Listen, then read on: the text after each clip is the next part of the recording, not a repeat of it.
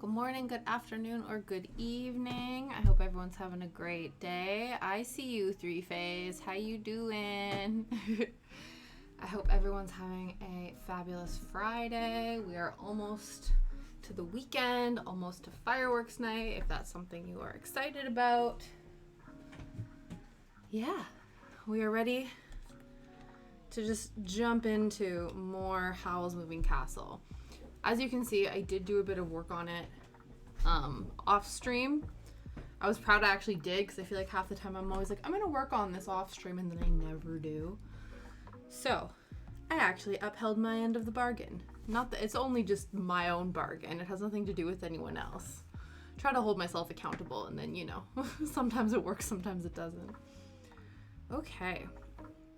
So if you weren't here yesterday, you see we made a little calcifer. So speaking of Howl's Moving Castle, so this is our little buddy. He's perfect little palm size. He stands up on his own. Here, I can show you over to here. You can see him a bit better in all his glory. I'm really happy with how he turned out. Yeah, so that's what we've done. I think next Thursday's needle felting Studio Ghibli attempt will be Totoro from My Neighbor Totoro. I'm a bit nervous about that because I feel like he is quite detailed, but we're gonna see how it goes. We are going to try our best. So my aim for today is to fill in this section here, because actually I think, have I done a lot of this? Why have I done so much of that? Oh, you know what I just realized? I have this upside down. Whoops. That explains everything. I was like, I'm pretty sure I didn't make it that far. Anyway, this makes more sense now. So my goal is this page that we're currently working on, it ends sort of around here. So my goal is to try to work my way down into that corner before we start moving on to the rest of the page, because it is a full coverage page. So the more we can do, the better. Happy Friday, K-Cat. I hope you're having a fabulous day. Hope you've had a fabulous week so far. You've made it through the week. I'm like, clearly my brain's already glitching because I just realized we had this upside down, but now we are back in action. So yes, like I said, the goal is to move down here into the end point. Ooh, Ooh, taking it easy, recovering. Absolutely. Take all the rest, right? Very exciting. You're working on the Game of Gnomes. That sounds adorable and wonderful. That's really fun. I hope the surgery went well. I hope your recovery time will be swift and smooth and that you run into no road bumps in that process. And I'm glad, you know, you're able to chill and work on some crafts. I love when people co-craft with me.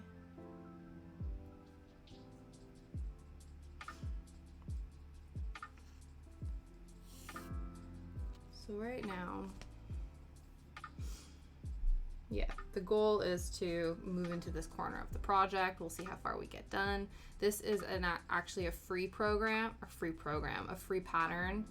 Howl's Moving Castle pattern by Stitchy Nova. If you search Stitchy Nova on Instagram, they then have a link tree that links to a Google Drive of all of their free patterns.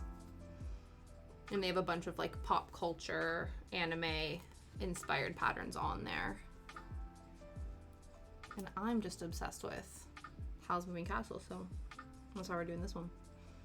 And it's also because it's our Studio Ghibli month here on the channel. First week down. Okay, let's get situated.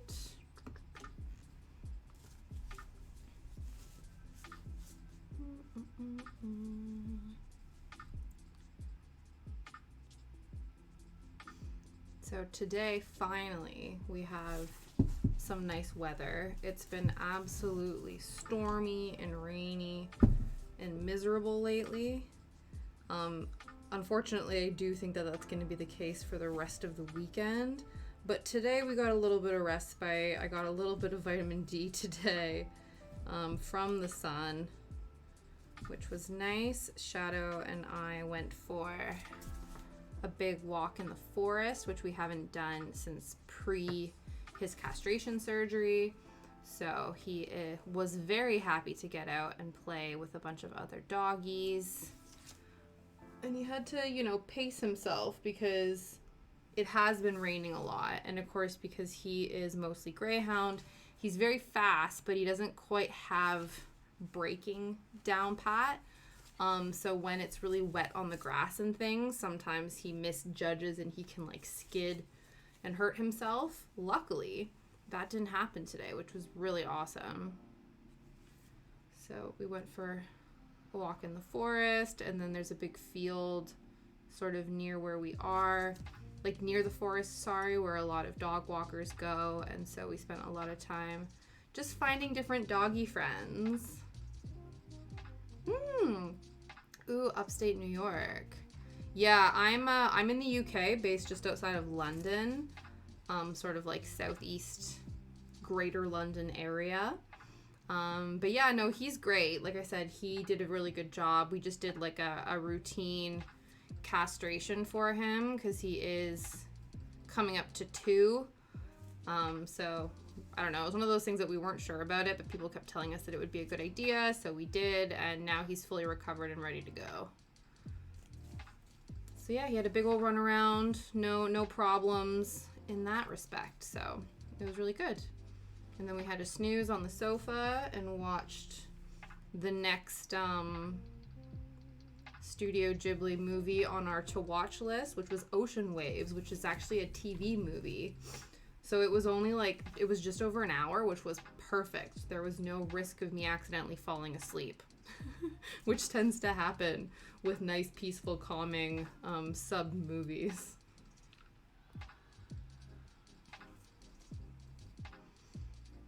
But yeah, he is good. Sometimes he joins us up here, but my partner is home, so he's hanging out with him downstairs right now.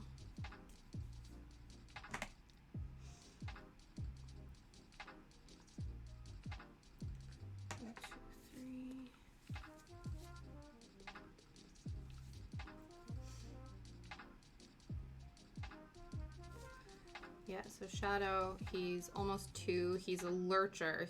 We got his like DNA test results. So like I said, he's mostly Greyhound. He's Greyhound, Saluki Whippet with a little bit of Bedlington Terrier, which is what classifies a dog as a lurcher. It's like Sighthound mixed with Bedlington Terrier. But basically he is Greyhound, Egyptian Greyhound, and Mini Greyhound, which explains why he is so fast and so skinny. But he's great when he's, you know, not being a little troublemaker. I would say like 90% of the time, 95% of the time, he's a little angel baby, and I love him so much. I tell him all the time he's my best friend.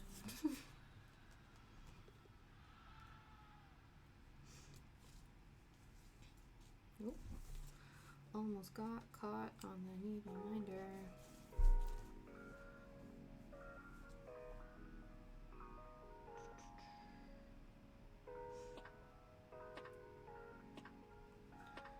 I think what else is going on.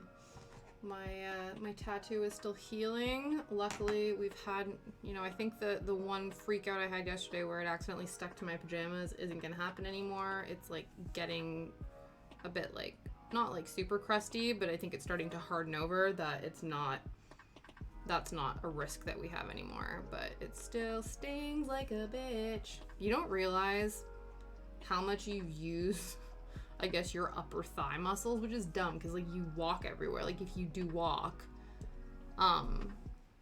you probably have to use all of your leg muscles quite a bit, but I don't know, I feel like when you walk places, mostly all you think about is your feet. You don't think about like what the rest of your legs are doing.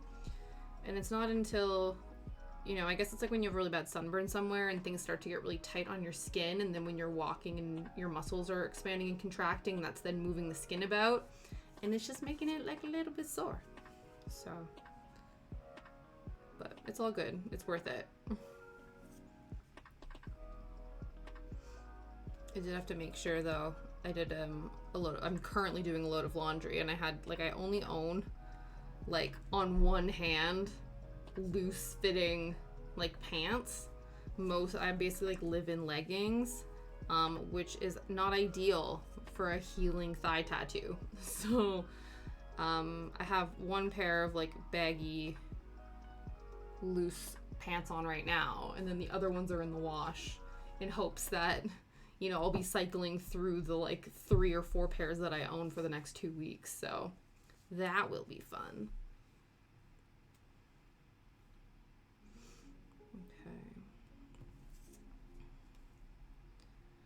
I've been de-Halloweening the house as well, which is very sad. But I know it's time. So I've slowly been deconstructing, and now I just have to put everything away and stick it back up in the loft. It is making me realize though, like how naked the walls in our house are when they're not decorated in Halloween decorations, because there was only one thing that I had to take down in order to put Halloween decorations up. Everything else is pretty bare, so I could just put stuff on the wall and it didn't matter. And now that the stuff is gone, it's quite, it's quite bare. It makes me want to like look into decorating the house a little bit more.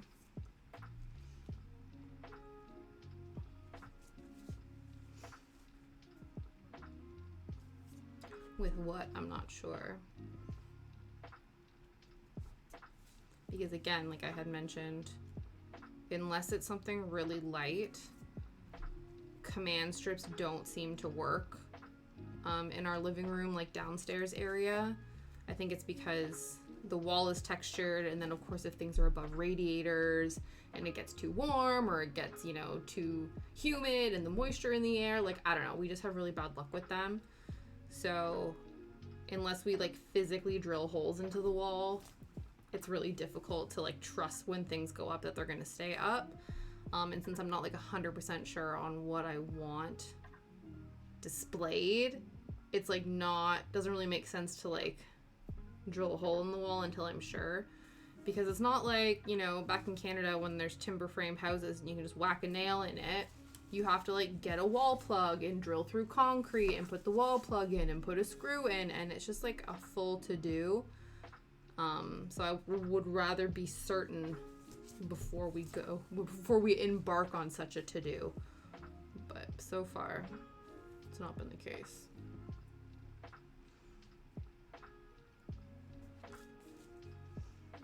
So we'll see. I know, I was looking this, like, I want to redecorate my, like, wall behind my stream setup. Though I do realize that, like, I'm sort of not even fully using the wall, like, all of the stuff. It's, like, quite a small wall, and then half of it, if I keep the door open, is taken up by the door. So I don't really have a whole lot of real estate to work with.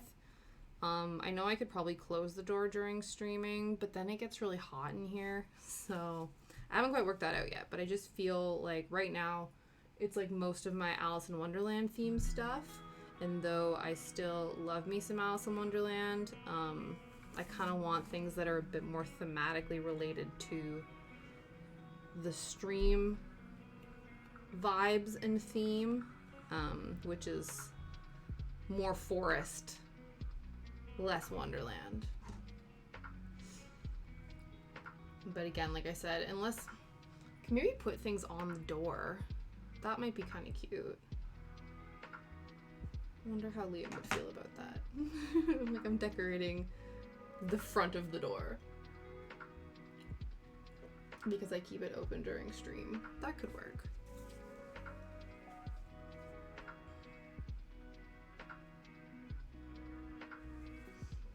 So it's still not 100% looking like a castle yet. This is sort of like one of the roofs of a section of the castle, and I can kind of see it there. So this is just kind of more paneling and things right now. How many of these do we need to do? 2, 3, 4, 5, 6, 7. Just triple check. 1, 2, 3, 4, 5, 6, 7. Okay.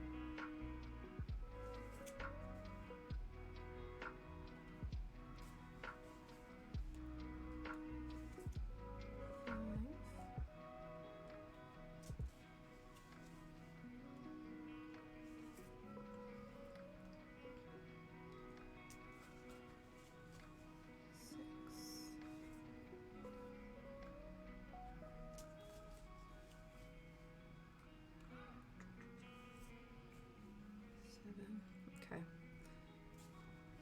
I'm like so focused. Don't want to miscount. Oh my god, I was gonna say something, then I was like, I need to focus and think and count, and now I've forgotten. Whoops. I don't know.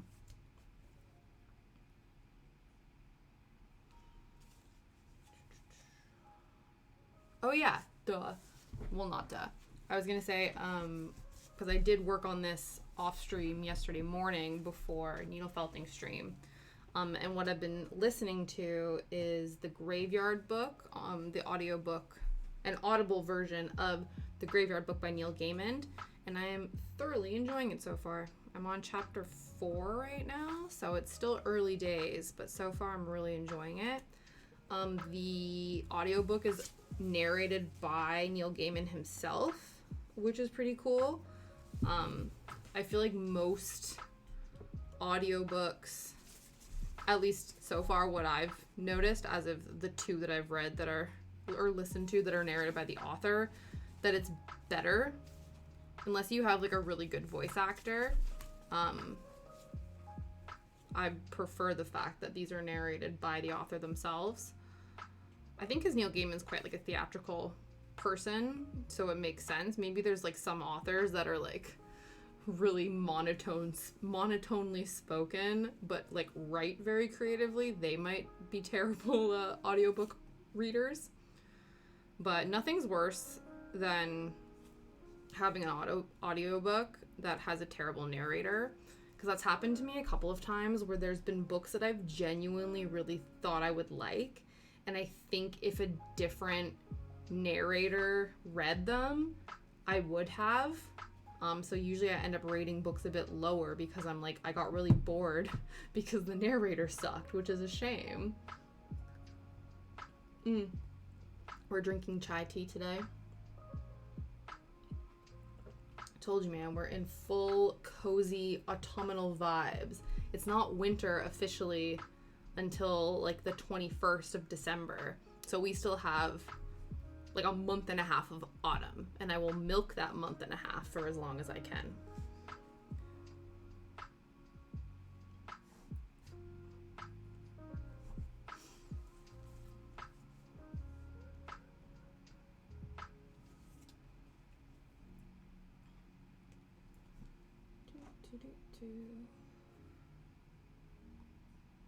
Okay.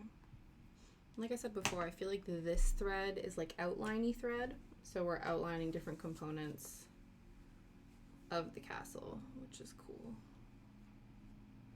Okay, 1, 2, 3, 4 on the 5th, 1, 2, 3 on the 5th, I think.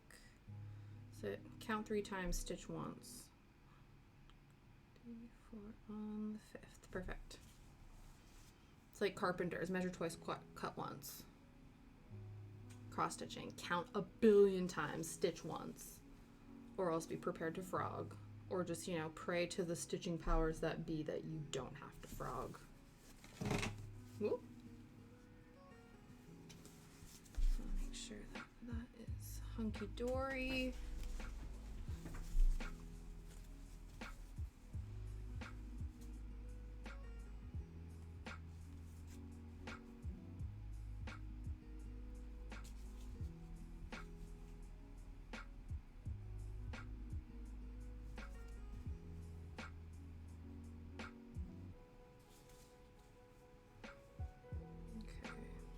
I know it would make more sense to follow along the lines of this, but I kind of just want to go vertically and do the grid in a way. Count once, swear 3 times. Yep, that works too. Absolutely. Yes, also a tried and true method, Kit Kat. 100%. Okay, 1, 2, 3, 4, 5, 6, 2, 4, 6 on the 7th and 8th. Okay, 1, 2, 3, 4, 5, 6. 1, 2, 3, 4, 5, 6. There we go.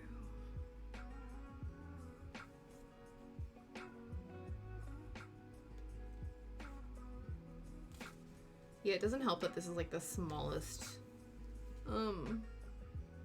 cloth I've ever, like the cloth count, the smallest cloth count I've done so far to date. I think it's 22 count. Before that, I think and this is 1/1 as well. I think the linen I'm using is 20, even still, I think it's 24, but I'm doing 2/2, so it still doesn't feel as small, whereas this is 1/1 22 count, and so it's teeny tiny. My brain sometimes gets a little confused with just how teeny tiny it is.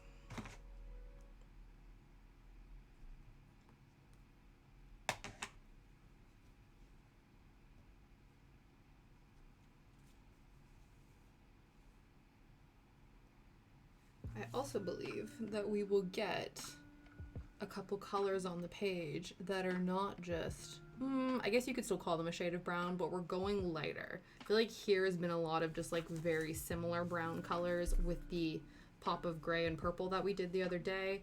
We're gonna get some lighter colors down here. Anytime we get to stick a new color on the project, I feel like it's a good time because it just adds some variation so your brain, at least my brain, isn't as bored. I still do have an 100% blackwork project in the to start pile, and it'll be very interesting to see how long that holds my attention because it is a single color.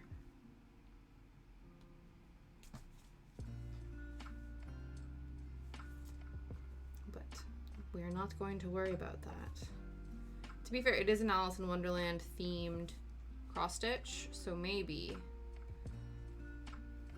I'm not sure what I'm gonna do for December, but maybe in the new year we will have an Alice in Wonderland themed month, and then I can devote it to that project and then different needle felted Wonderland characters. I think that would be an excellent idea.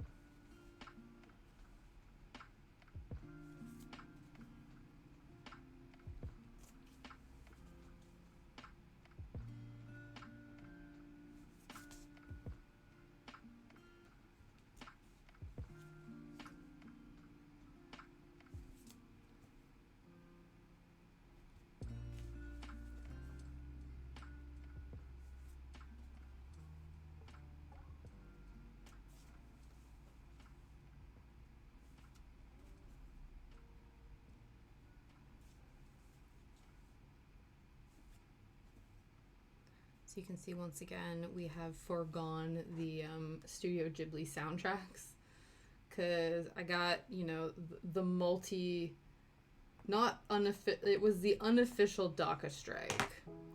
And I didn't want to make it an official one. And I got scared. So we're just going to listen to Pretzel Rocks again until I feel, you know, beholden to stick it to the man and listen to copyrighted music again. Or until I figure out a way to do it and upload different music on the VOD. I know our friend Koss was telling me all about it, but I've just not, you know,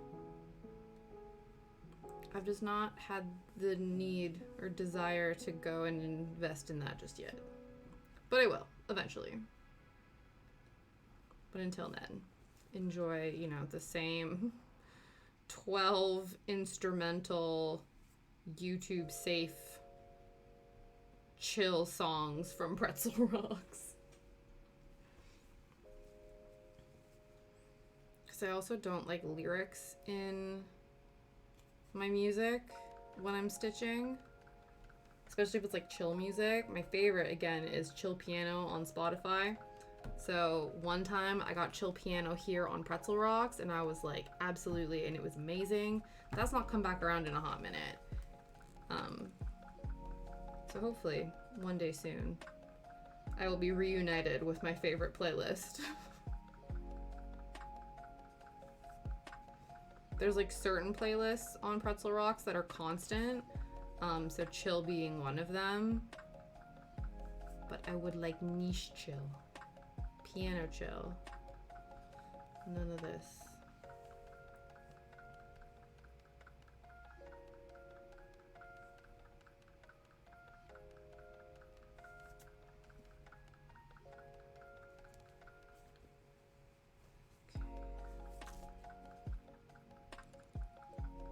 So this is actually basically the corner of the page we're working towards outside of this one stitch, but that will be completed. So if we just sort of, as a goal, what our goal is going to be, obviously we're not going to, well, who knows, maybe we'll do all the stitches in the 3 hours. I don't know. But the goal is to get this all filled to here in the near future. And then we have the whole rest of the page to worry about. But if we can get to there, then I will feel pretty ding dang accomplished.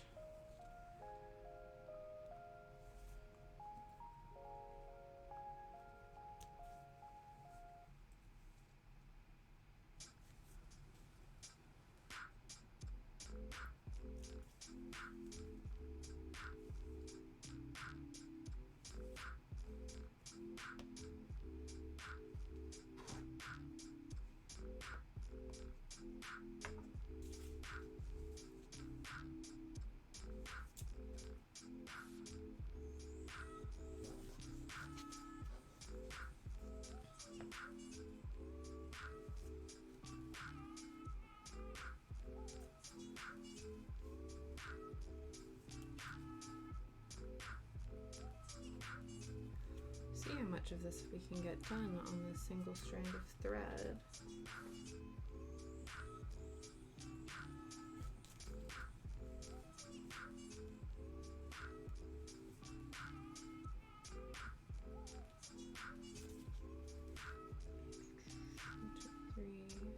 Fourth one, and then we're going to move up to move back down again, so we're going to do a couple half stitches.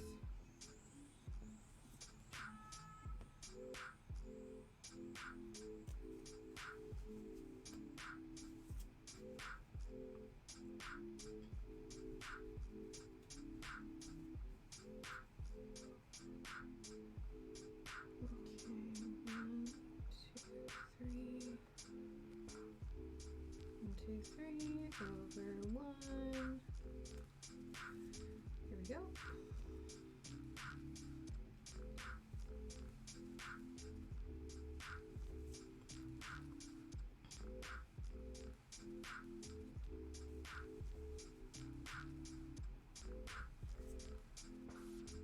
Next on my to watch list of Ghibli films is Porco Rosso. I watched it a while ago.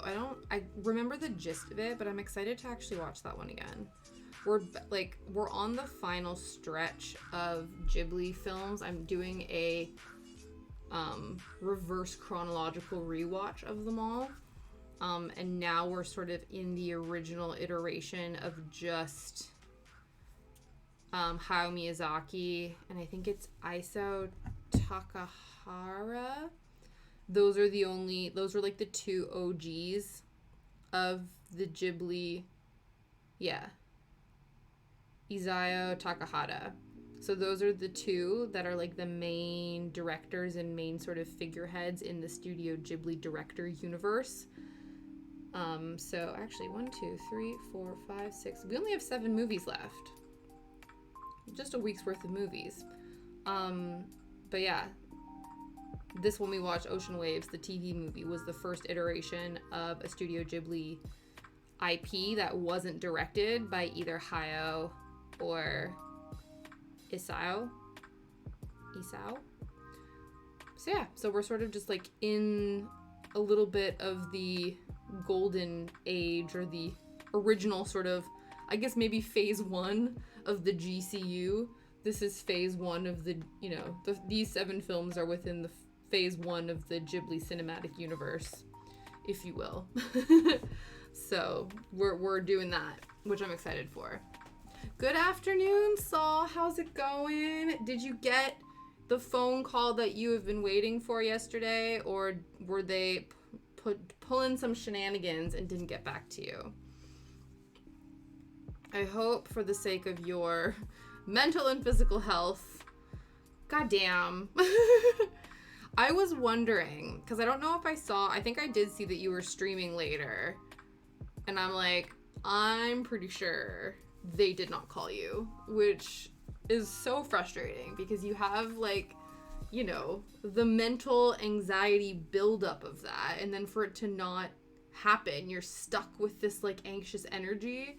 And that's no fun. That's rude. I'm sorry that they're slack-a-lackin'. It's not okay. But yes, I did get the tattoo. So the tattoo was achieved or procured on the Wednesday. But yeah, I finally felt it was it's a fine line of taking a photo and posting it while it's not super fresh, but not before it starts getting all crusty and gross. So this is sort of the peak time before I think it'll start looking gross, and then I have to wait the 2 weeks for it to be fully healed. So yes, the tattoo has been achieved. Yeah, you remember the crusty phase? Absolutely. It was so funny though, because the last tattoo I got was probably around 2 years ago, and so at the end of this one, the artist is like, well, how do you normally take care of your tattoos? And I'm like, I don't remember. 2 years is a long time. Time is an illusion. Nothing is real. Please explain to me again, like I am a child getting their first tattoo, how I should take care of it. because I don't retain that information. I expect to be retold after every appointment. 13 years since yours. Wow. Is yours black and white or is it color?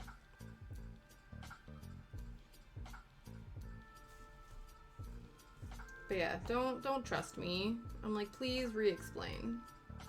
She's like, yeah, however you would normally take care of them. Your tattoos are really good, like whatever. And I'm like, yeah, cool, but please re-explain. Please re-explain to me.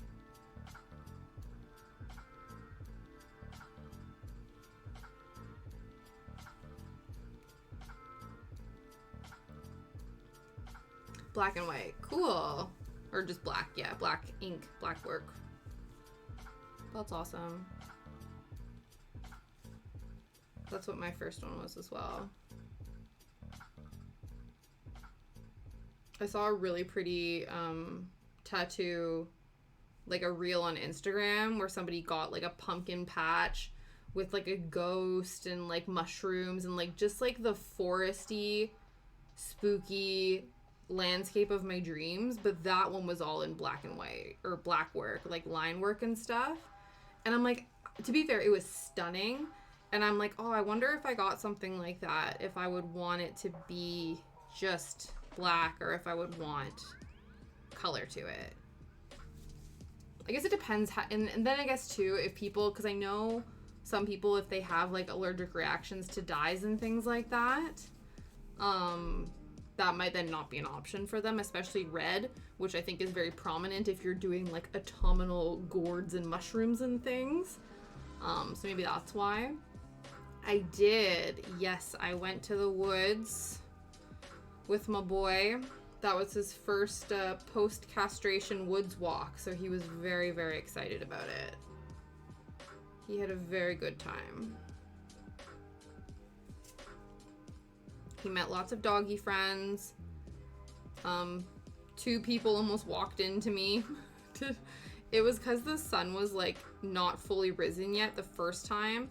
And when we're walking up the main sort of walkway to our house, there's a section that then takes a bridge to go over top of one of the A roads. And right before that, there's like a bit of a bottleneck.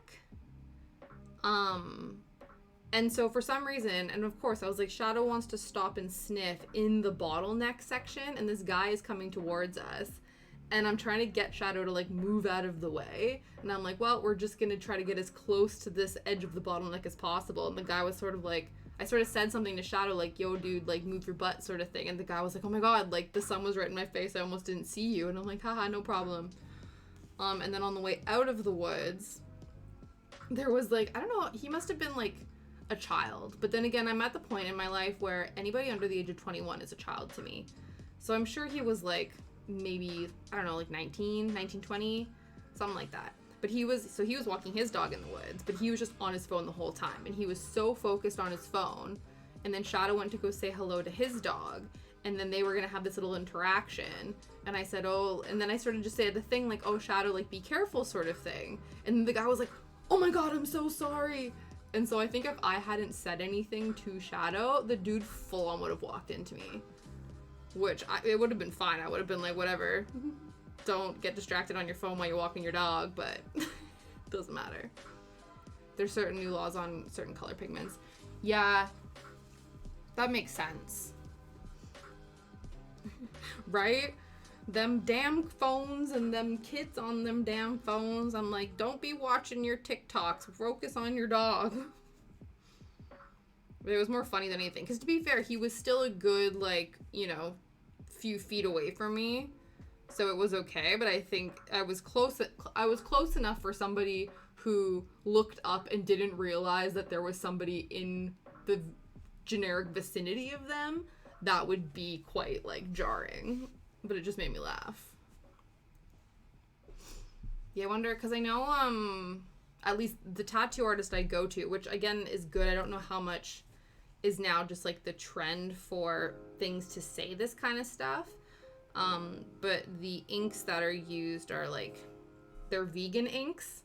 So I'm sure, like, I don't know if maybe that's what some of the, like, laws and bans are for, like, I don't know, like, like vegan inks. I'm sure certain inks are achieved with animal byproducts and stuff. So that might be part of it. I'm not sure though.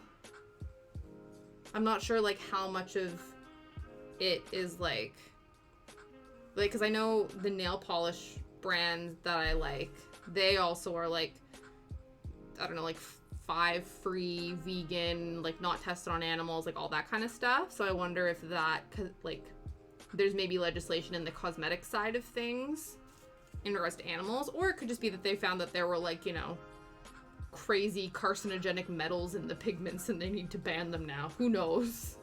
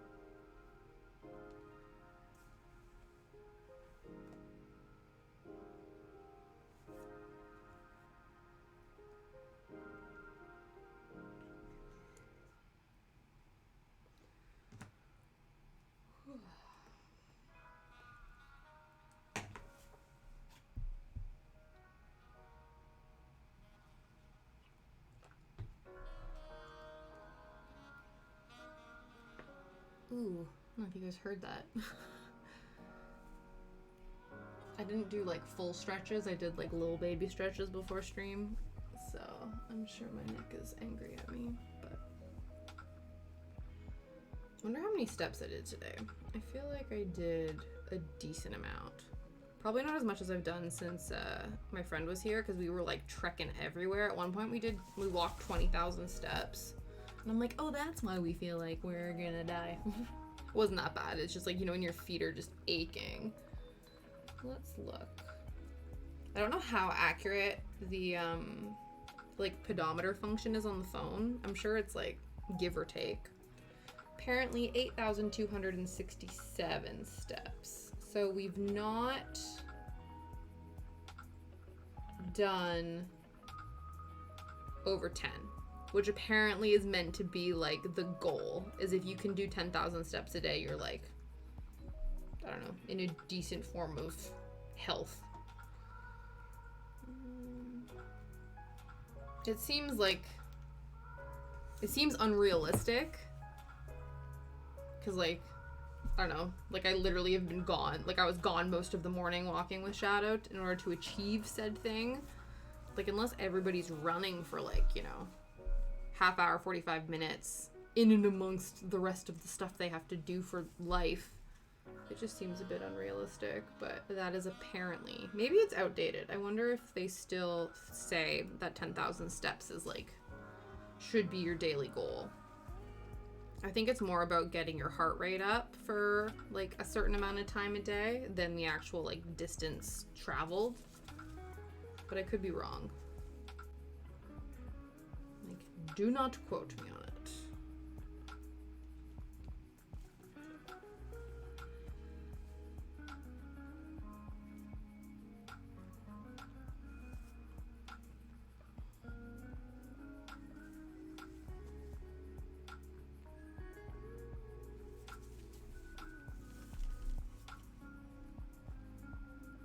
don't know if we will get all of this line work done on this one strand of thread, but we have covered quite a bit of ground, which is awesome.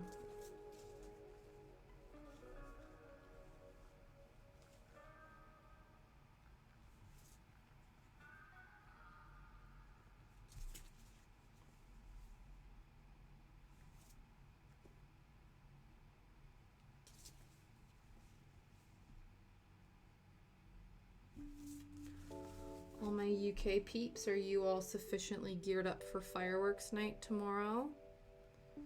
Hopefully, if that is your cup of tea, it doesn't rain on you. It's meant to like rain here tomorrow, so I don't know if the fireworks displays in the area will be as lackluster, or as, you know, they might be a little lackluster than in previous years. But we'll see. I probably won't see them, because as much as I'll want to maybe watch them from this window over here, I will probably be hunkered down in Shadow's makeshift MacGyver den with him until it passes. That'd be interesting to know.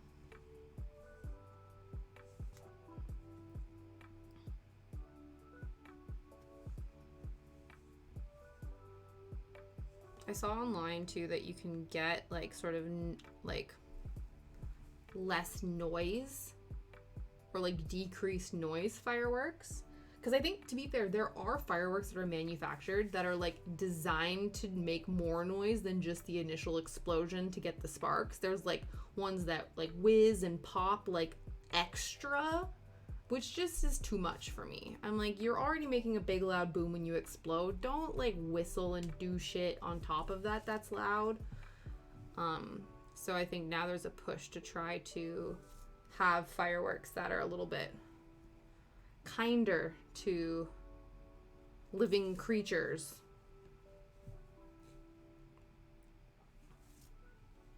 I don't know about like the environmental impact side of them, but at least people are working on like the noise portion, because it like really messes with wildlife and domesticated wildlife as well. I guess that's kind of an oxymoron, domesticated wildlife. Wild animals and domesticated animals and humans.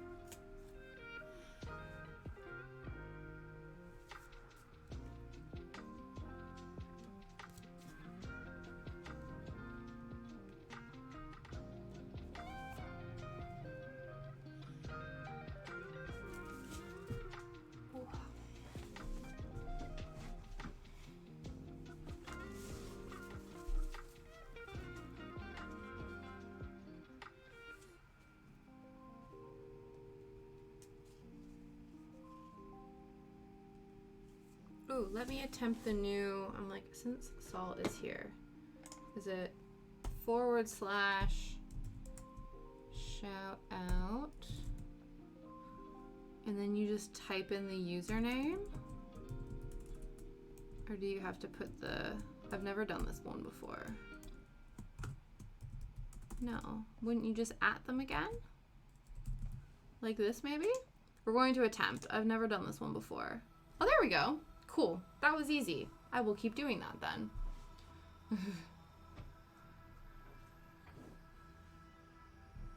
Okay.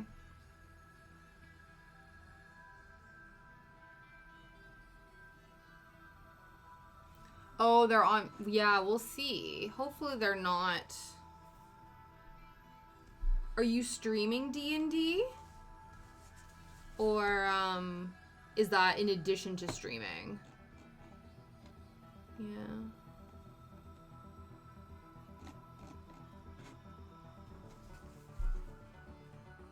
Oh, okay. That's cool.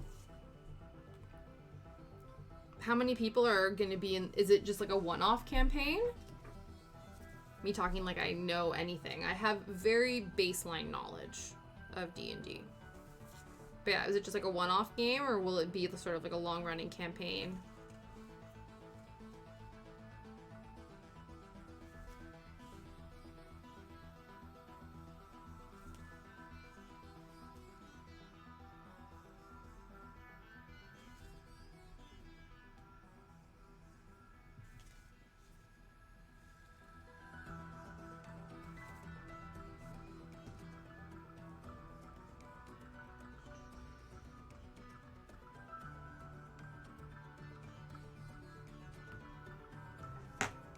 I'll blame for some months. Maybe I started D&D for banners.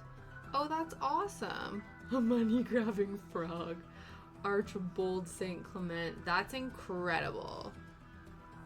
I love that. Did you come up with your whole backstory yourself? I know you have to like roll for your stats and things, but that's one of those things that like I do consider myself a creative person, but then I meet people who can like create backstories for characters that they've just pulled out of thin air. Like my brother, he's so creative. He does a lot of like RPG games and things like that, and I'm just like, that's awesome. So cool.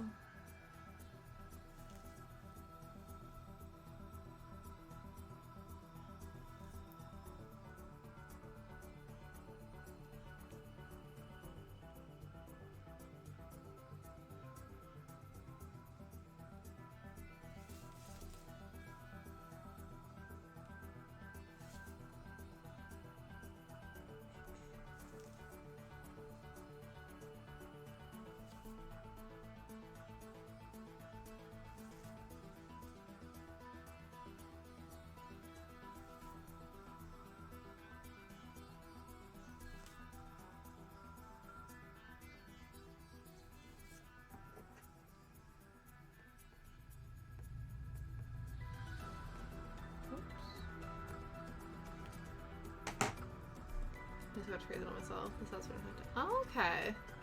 But with more balance. Oh, that's cool. I guess if you said if it's like sort of a beginner game as well, that might be a nicer way to sort of ease things into everyone, and then also, like you said, make things a bit more fair in terms of like you don't have like somebody who's stacked and can just like, you know what I mean? Keeping things a bit more balanced for fair gameplay. That's cool.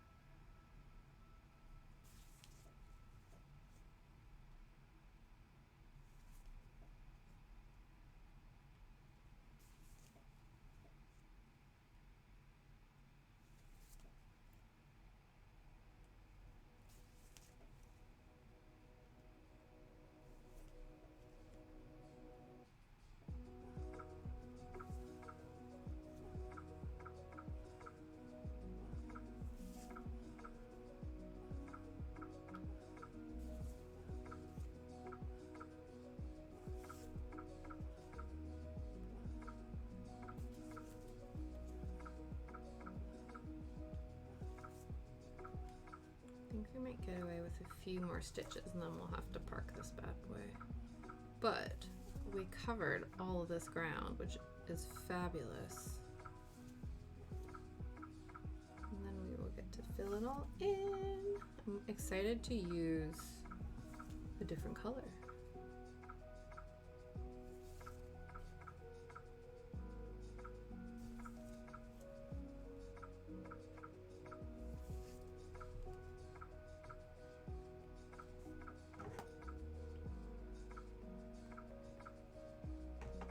good, because now we've sort of gotten to the innermost edge of the page. Then we can fill that in and work our way out. Because before, obviously, we were working in the center. Like, the way I would do my cross stitches so far, luckily I've not done one that was so massive that I sort of would need to. Except for, it's not massive, but it was recommended to start from the corner of the project, because the stitch along I was doing. Most of the project I do where it's like I fold the Aida in half and I find the innermost center point, and that's where I start. So yeah, this is not like the first page of the project. This is the, like, at least here it's like the 7th page. Well, I guess the 6th page, because the first page is the entire thing. But yeah, so this is page 6 of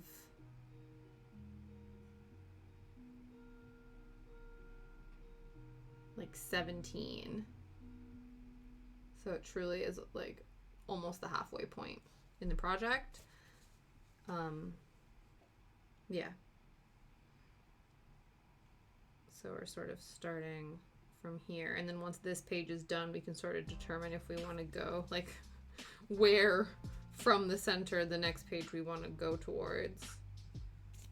But we're nowhere near having to make that decision.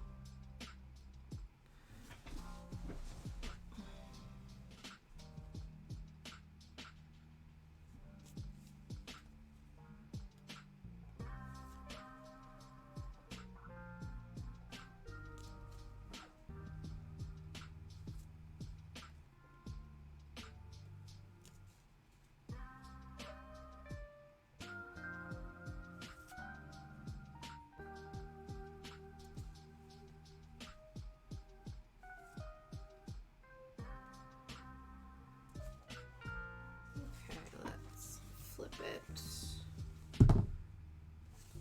Park it this way, I think.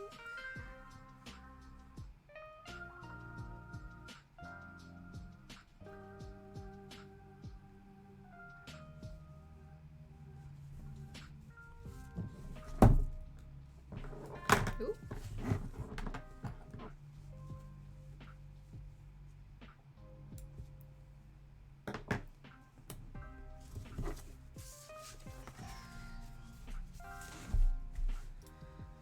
So, next color on the docket.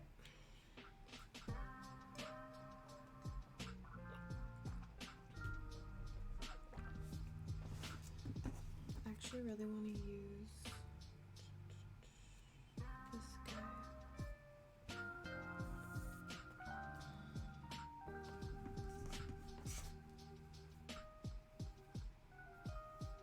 Actually, it makes more sense to use the other color first, because then it'll be easier to find the sections we need. Okay, never mind.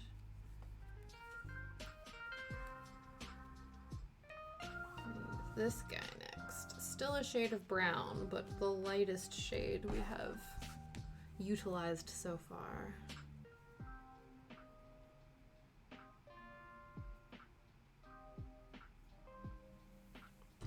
Oh, sorry, just,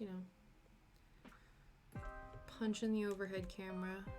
No big deal.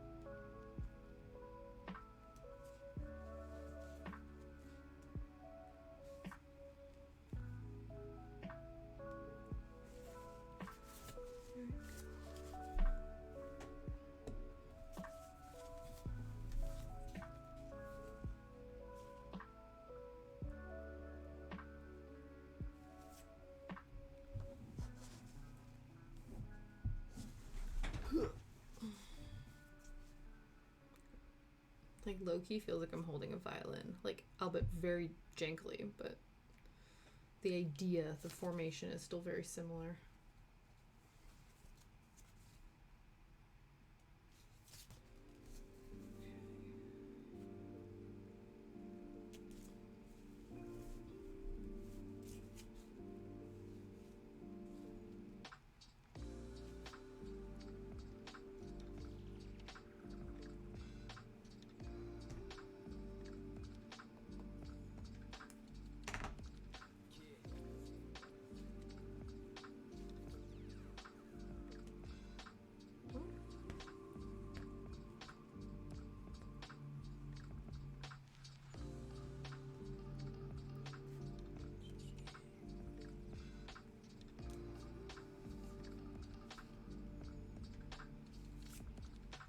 I don't actually know what part of the castle is this section. It's one of those where I guess I could keep zooming out and checking, but I'm like, oh, maybe I'm just going to be as pleasantly surprised as you guys when it starts to take shape.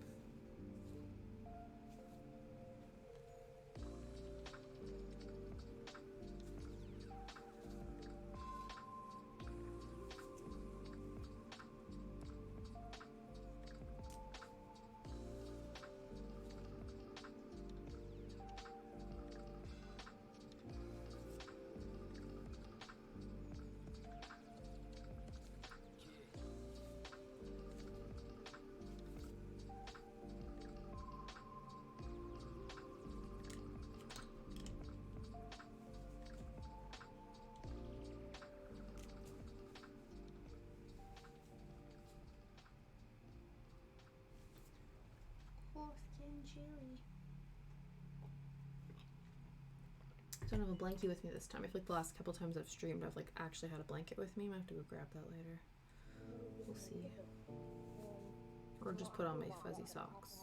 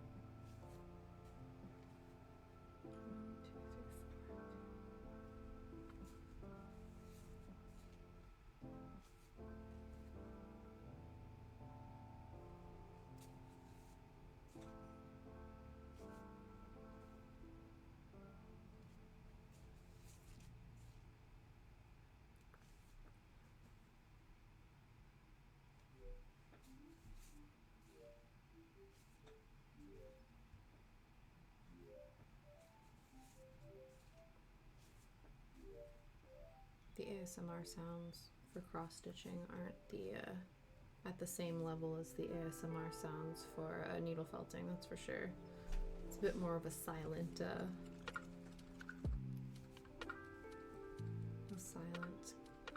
craft. Whoops.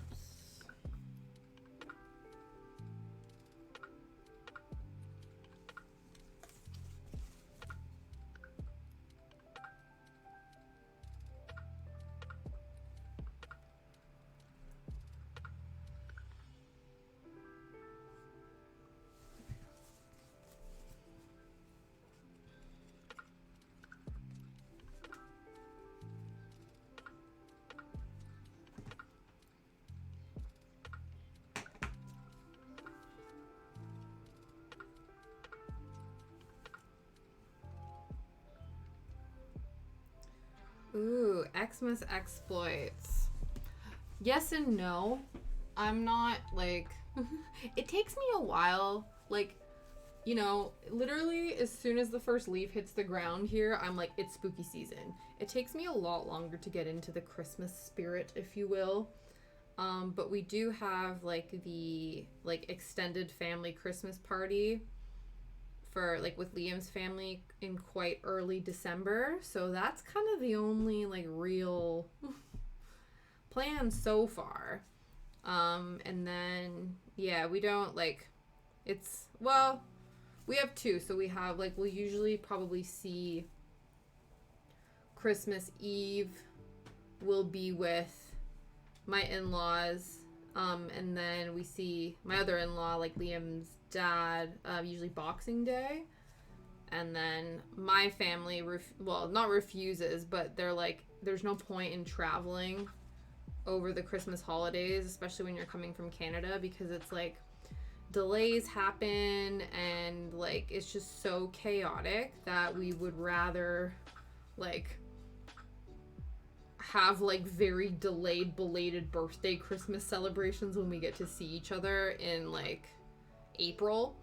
My family's very good at us celebrating things not on the official day, so I didn't even realize this because of course my mom, before she retired, she's a nurse, like she was a nurse and she worked in a hospital for a long time, and so a lot of times she was doing shift work, and obviously I think you made like time and a half if you worked on Christmas. And so I do remember one year I remember strategically that we had to celebrate Christmas a few days early because my mom was gonna be working on Christmas Eve. This was when I was at university, and then I was talking to them the other day and they were like, yeah, we did that all the time when you were growing up. Like we would have Christmas Day like 2-3 days before the official Christmas day, or like the day after or something like that, because my mom worked. And I was like, that's wild, because I never realized that as a child. I was like, oh, I just have memories of it being Christmas. I never have memories of like finding out that we were celebrating Christmas too early or too late or something. So kudos to my parents. Because like even looking back, we have a lot of like old family videos and stuff, and no, you wouldn't know. We're celebrating like it's Christmas. And so for me and my brother, that's exactly what day it is. So I was like, good for them. But yeah, definitely. Because originally, Liam and I were going to do this thing where like every other Christmas we were going to celebrate with my parents. So we would travel. One year it would be like just Christmas here, and then we would have Christmas in Canada the next year. And my parents were like, don't do that. I was like, what? They're like, please do not come see us over Christmas. It'll be hectic and it'll be miserable, and don't do it. And I'm like, oh, okay, never mind. Be one of those that like, if I didn't understand the reason, like you could be quite offended. I think especially if you're like so into Christmas, you're like, what do you mean I can't like, or like a traditional. That's what I mean, right? Like if you're quite the traditionalist when it comes to Christmas and family time and whatever, you would be quite offended to hear that your parents don't want you to come and see them for Christmas. But it's like, logically, it doesn't make sense. There are people who do, and like kudos to them, and like there's enough Christmas movies out there that depict the chaos of traveling around Christmas time that it's like, you know, it could go terrible. So why take that chance? Just celebrate, you know, Christmas in July. But yeah, other than that, no big plans. Is Christmas quite big, like in your family, Saul? Do you guys have quite large Christmas celebrations? Again, besides like a couple big family to-dos. Like I know people who, there's like a Winter Wonderland in London that like I've been to a couple of times, but again, it's nothing that we like have big traditions about. We had there used to be, so I came in, so Liam and his friends had a tradition that on Christmas Eve they would spend most of the day at the pub, and then in the evening there would be the Christmas Eve pub quiz that our friend would spend, you know, would organize and would run and stuff. And it was always like a huge tradition with them that every Christmas Eve we would then go to the pub and have the Christmas pub quiz. But last year it didn't end up happening, and so I'm not sure on the status of it this year. Obviously, like with COVID, it made it a bit complicated. To be fair, actually though, like when it was the height of COVID, we did a Zoom version of it and it was actually awesome. So I don't know why we can't just do that. But I don't know. You get to this point in your life where people are, like, I think we're sort of at a transition stage in like our friend group where a lot of people have either already gotten married or have long-term partners. Some people don't have long-term partners. Some people have long-term partners and are like already have kids and have different, so like not like there's a huge divide, but it's like obviously your priorities sort of shift when you start to grow your own family, I think, regardless of what that looks like. Whether it is kids, whether it's, you know, dogs, whether it's like whatever, you know, you just have those different commitments. So it's harder to, you know, get together at a pub for like 8 hours. But yeah, so we'll see what happens this year. No, Australia. Content ignoring it, that's fair.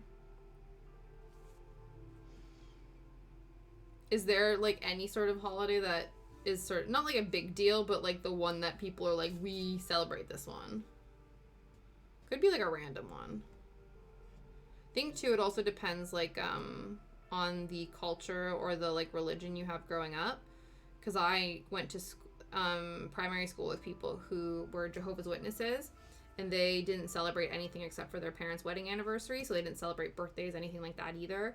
Because at least the way it was explained to us by her was that to like celebrate, to basically have something like a massive celebration in honor of like something, whether it be a public, like a figure like Santa Claus or something like that, such a grand celebration was seen as like idolizing something higher than God.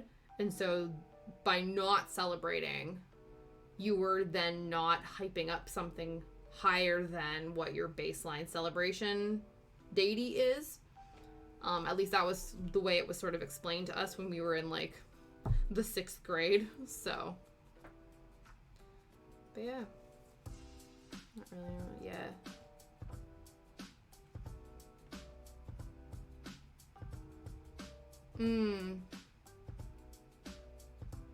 Yeah. I think sometimes too, like it almost in a way, like if parents, like sometimes it's almost like if Christmas isn't like your thing, you do it because like your kids, like it's sort of almost like a societal peer pressure to need to make it this grand big thing. And so like, yeah, like once your kids are fully grown, if they're not like pushing for it, if you're not really into Christmas, you're like, whatever. And I respect that, you know what I mean? I respect not getting pulled into the hype if you don't want to. But then, like I said, there are people, like Liam's family, like they are very Christmassy people. Which is great, because I'm not. And so I'm like, cool, you can do the Christmas cheer. I will rock up and eat your food.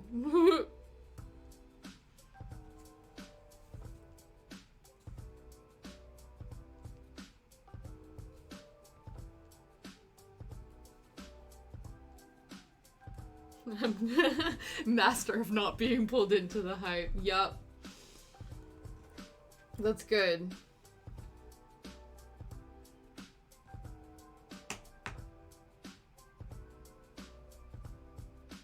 We need people like you that aren't manipulated by any and all society.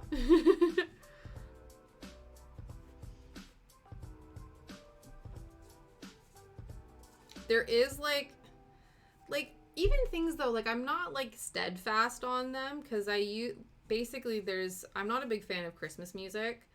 I find that like they play a lot of the same stuff over and over again, and it's a lot of the same songs, just covers of the songs, and there's not a lot of variation in that. And so I'm not interested.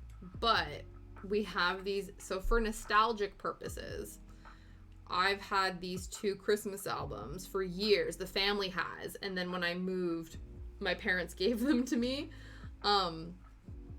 They're Rosie O'Donnell Christmas albums.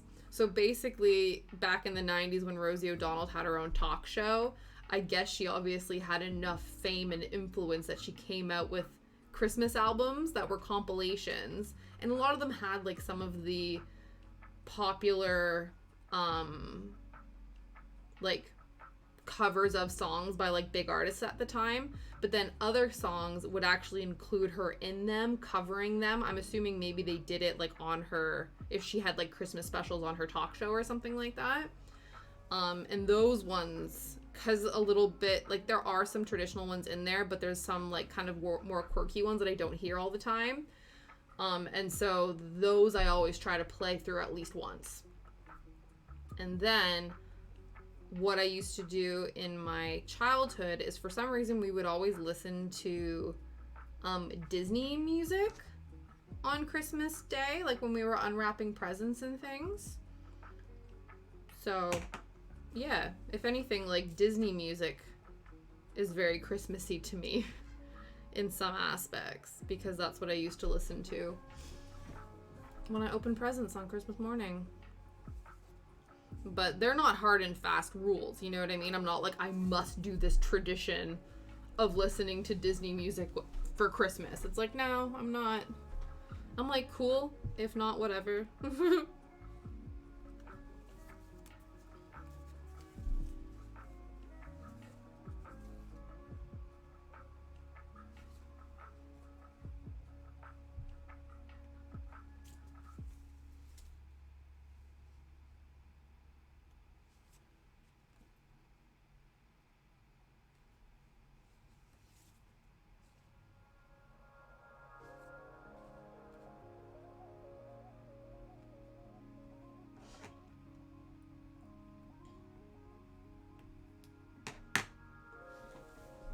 Oh, that's awesome.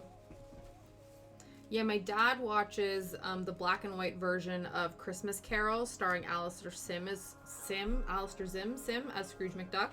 Not Scrooge McDuck, even though that's the Disney version, as Ebenezer Scrooge. Yeah, yeah. And that's the thing, right? It's just like, oh, I'll watch this during this season. And that's all. I think, too, it's probably, like, healthy to not... You prefer the... Yeah, exactly. Oh, the Muppets version? Excellent. The Disney version terrified me as a child because at the end when Scrooge McDuck is seeing the ghost of Christmas yet to come and he falls into the flaming pits of hell, that used to terrify me as a child. It's like, what do you mean this is a Disney Christmas movie? This is actually scarring.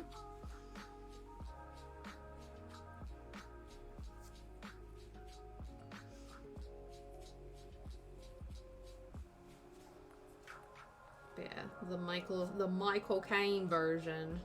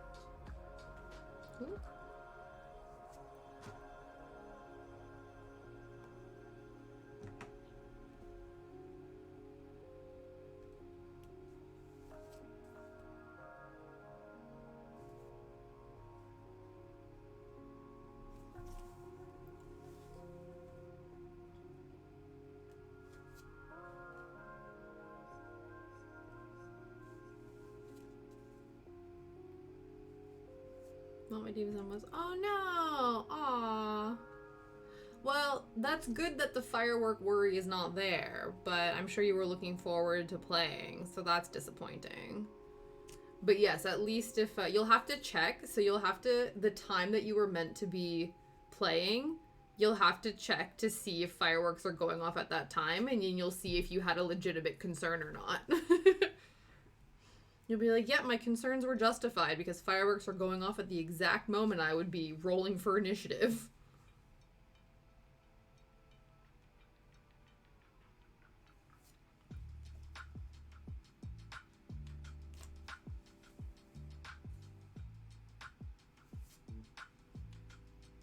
Right? You're like, yes, for science, you know, just for, you know, for sociological purposes. I don't know. Just to prove your theory. You know, you have a hypothesis. We will see if the hypothesis is proven to be true or not true.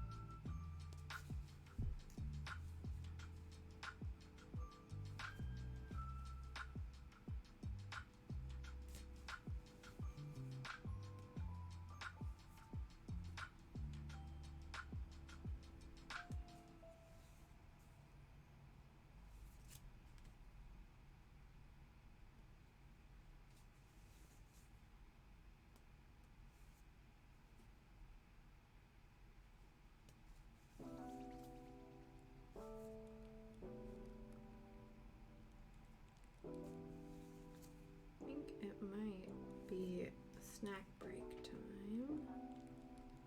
We'll do a few of these and then we will open up the granola bar of the day. I've exhausted, well, there's still options, but I've exhausted all of the candy bars that I have purchased. So we won't be crunching on a crunchy bar again. We'll be crunching on I guess a slightly healthier alternative. I'm sure if I really did the maths, the macros and the micros, it's probably not exponentially that much different, but we'll do granola bar today.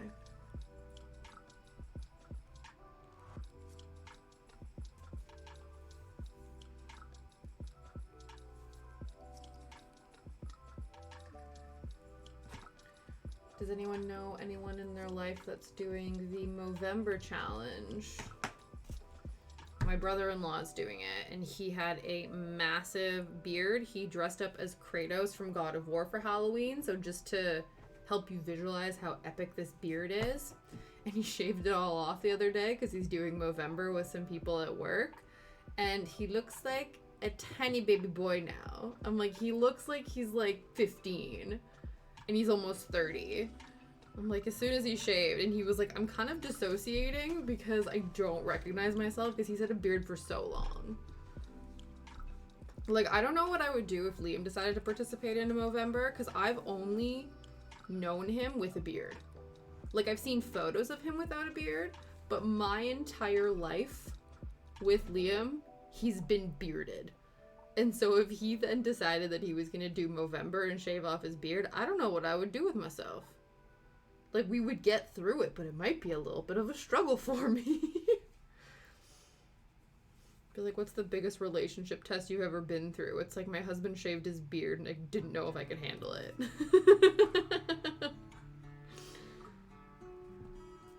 to be fair, people like my sister-in-law is obsessed with her husband's hair. He has quite long hair. And she would be very, very upset if he ever got it cut short. So people do have hang-ups on their significant others' features, I guess.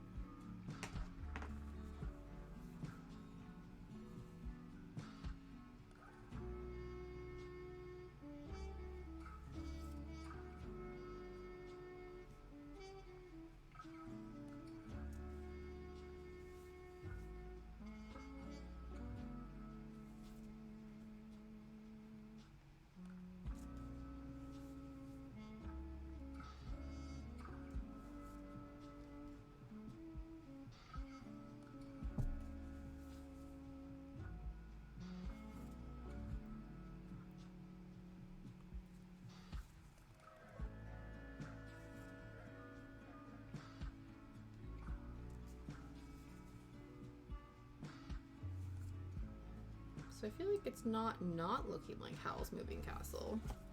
It's like slowly sort of taking form in a way.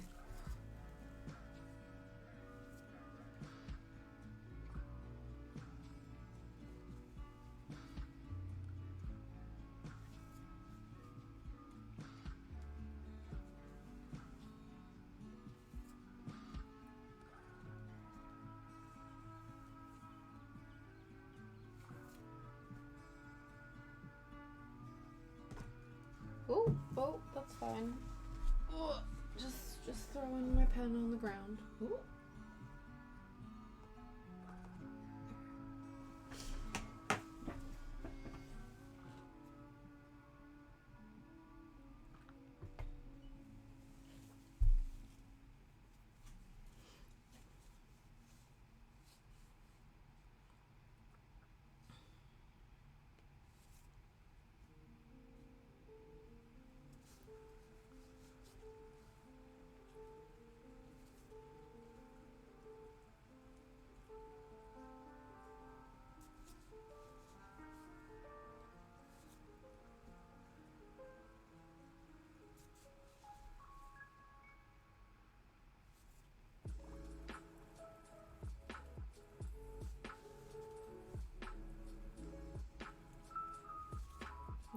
Now we will have substantially done enough of this color that then the color I originally wanted to stitch, there's enough of this on there that things will line up a bit nicer and we won't have to do as much counting. Because that's always nice. If you can get enough stitches up against each other that you're really just kind of filling in and you're not counting into white space, that's always a dream. That's less brain power. And we like that because now the sun is setting ridiculously early.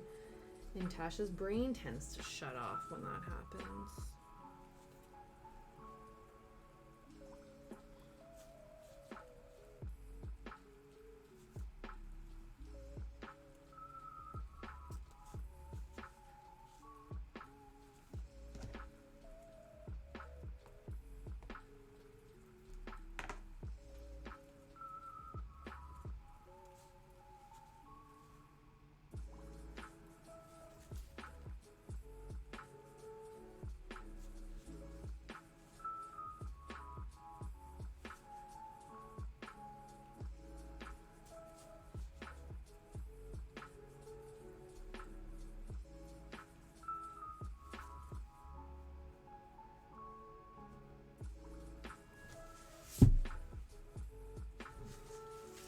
Sometimes it looks like it's like knotted from the back, but it's just getting shorter than I thought it was.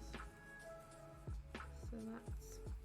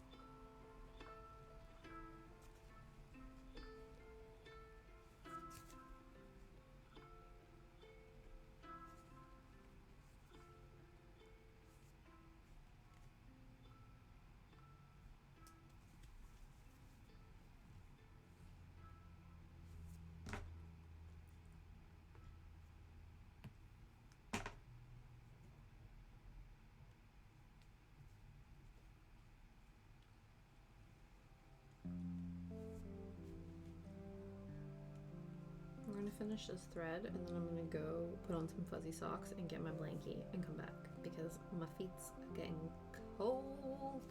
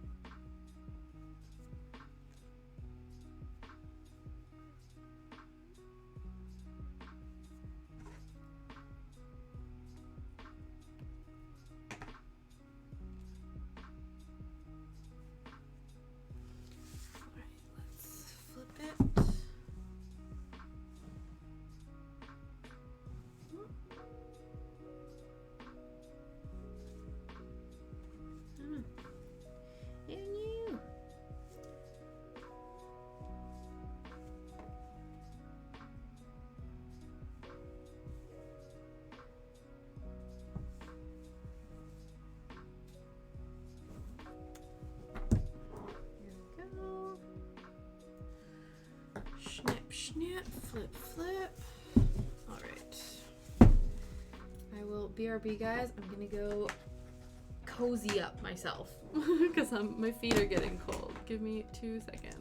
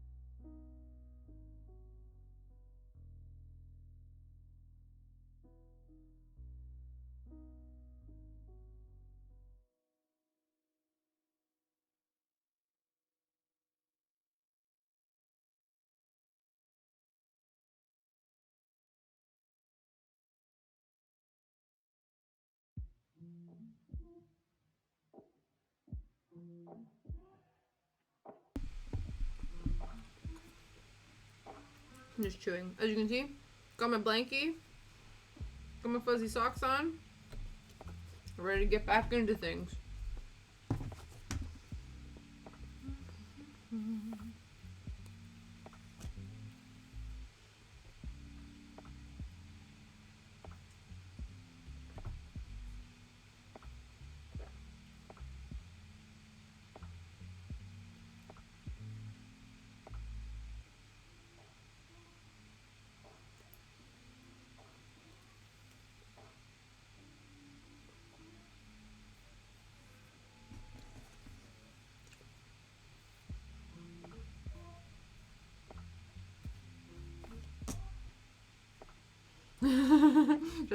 Yeah, honestly, I need to bust out my my Cheshire Cat onesie. I think that might be what needs to happen.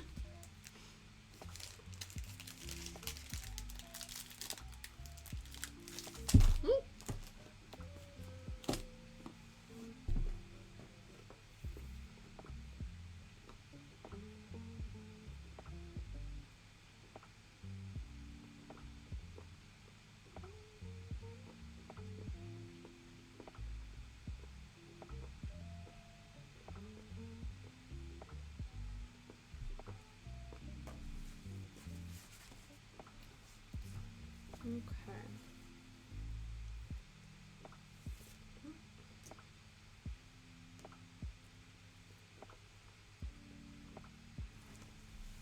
Yeah, the top half of me isn't that cold. So I didn't have to bundle up that much. It was just the bottom half of me that needed to be sorted out.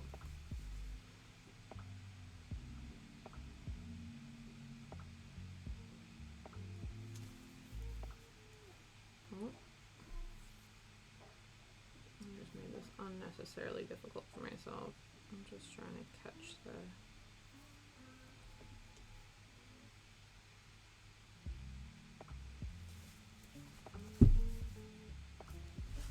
I don't know.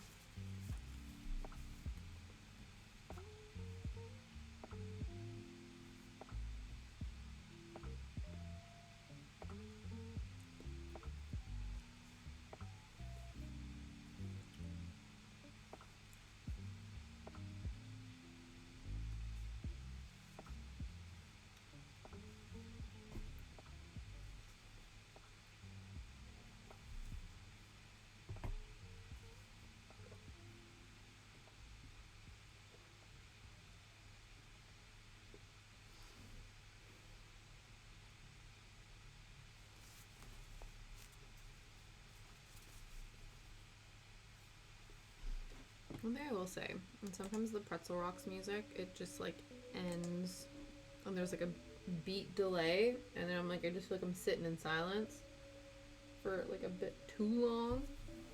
But hey man, can't knock a free service. It's doing its best.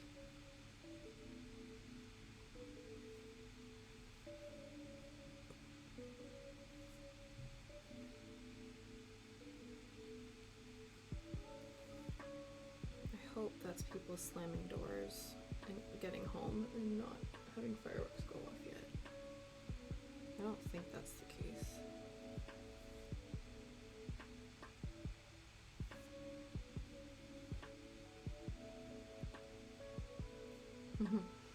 Hi, oh no!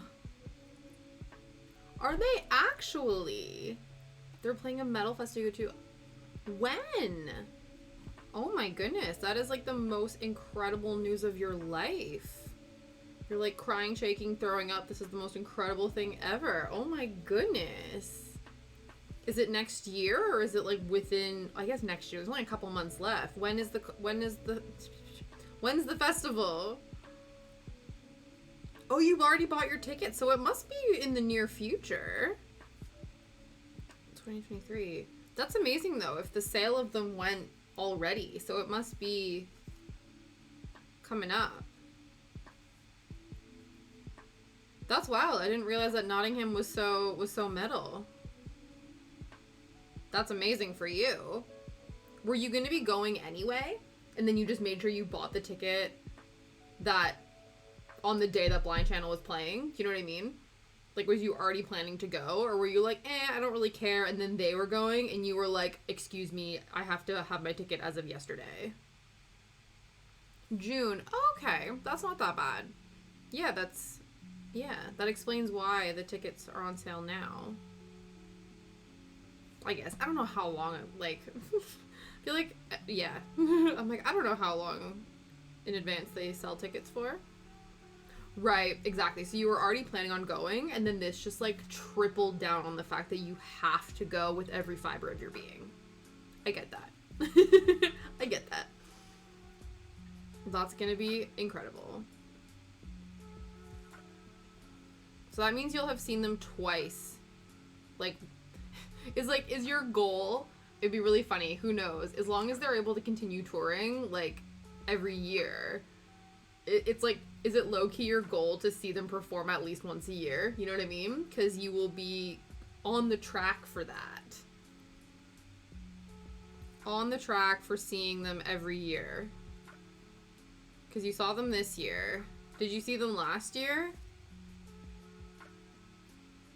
Probably not. Maybe. No, I wonder, because they probably weren't allowed to tour internationally until this year.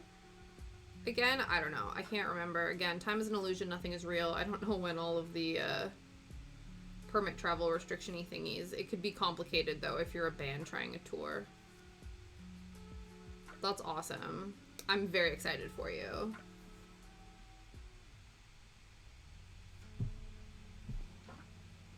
I was thinking about this the other day that I'm like, I probably, because we have like a massive like poster calendar.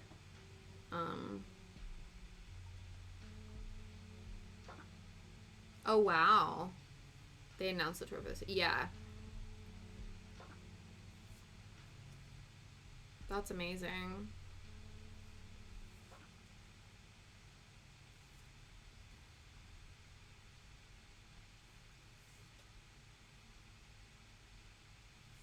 Because I know that there's been a few festivals, obviously, like, given the pandemic and restrictions and all those different things.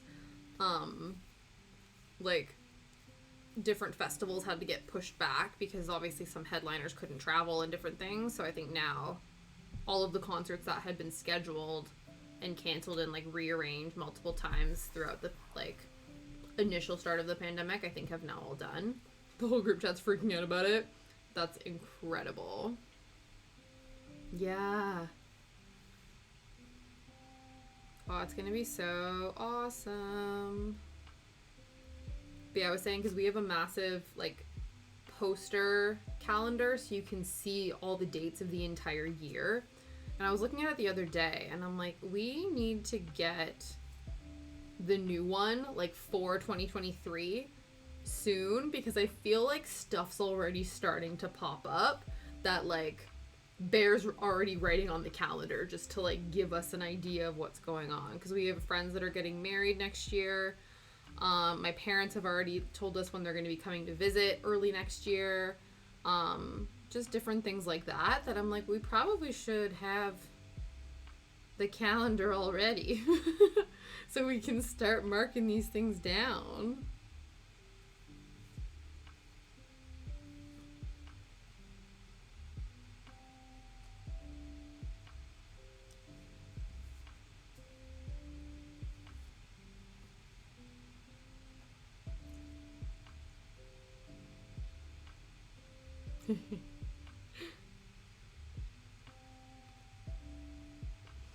Just to catch a glimpse of them. Don't you think that they would be like, I don't know, I guess it depends, right? Like, wouldn't they maybe be going to the different stages of the festival and checking out, like, fellow bandmates that they like? Or does it not work that way? I feel like sometimes people do that.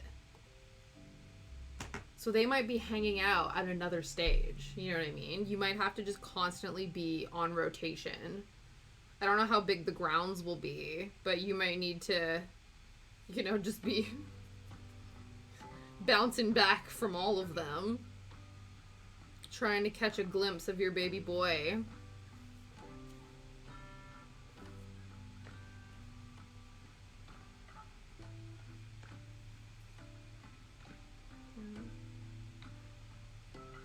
That would be incredible. I think you might actually drop dead on the spot if that happens. So maybe for you and your friend's safety, we hope you don't see them, but also low-key you would die like the happiest you've been in your entire life. So just kidding, don't actually. But absolutely. Right? Exactly. You're like, listen.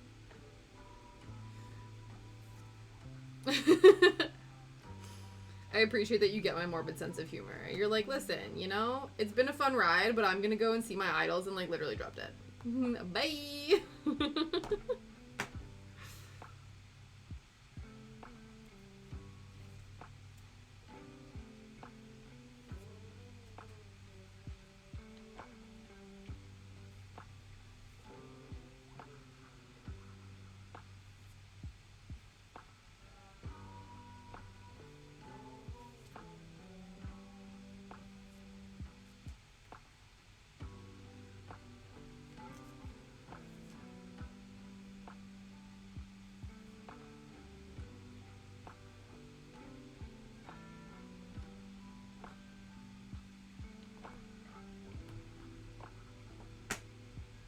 Yeah, absolutely. Are there any other bands going that you're interested in seeing as well? Obviously, none of them compare, but I'm sure, because you said you were going to go to the festival anyway before Blind Channel were announced. So are there other bands you were interested in seeing at the festival? Or were you just going for the vibes and it didn't necessarily matter who you were going to see, and now it matters completely?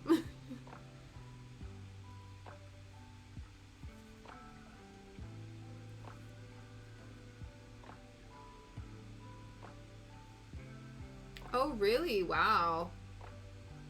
Metallica's still touring. Good for them. Same with Slipknot. I feel like Slipknot was like... They've been around for a hot minute.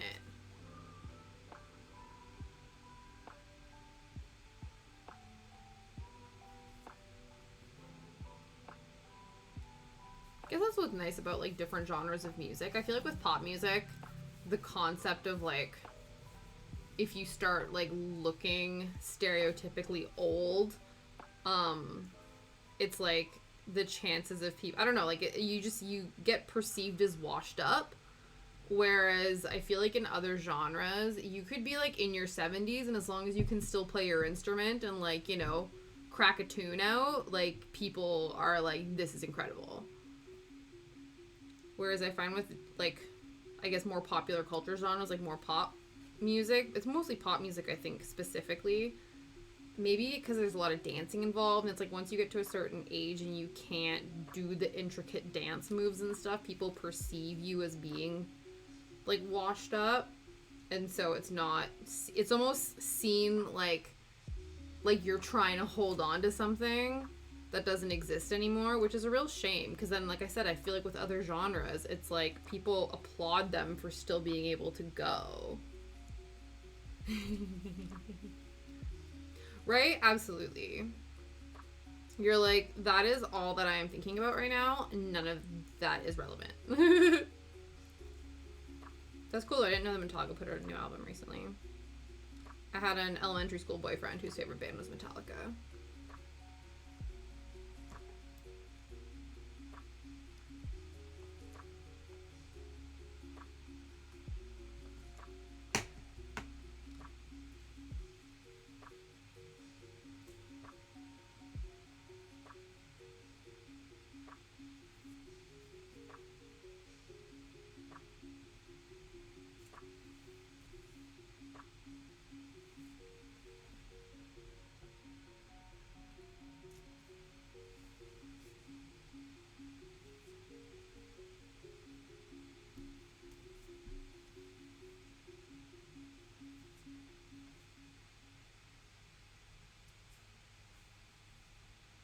So weird. I feel like time is going really fast and really slow at the same time.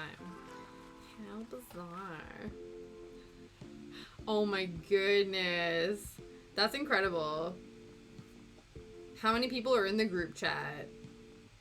It's obviously big enough that you're just getting bombarded with messages. Thank you. Yeah, we've put a good chunk in it.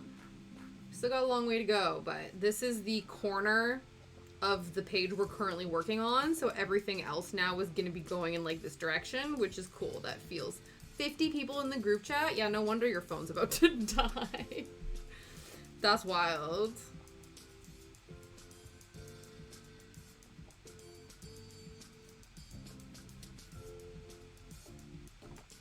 I have a family group chat, and I think there's like, how many people are in it? Let me check.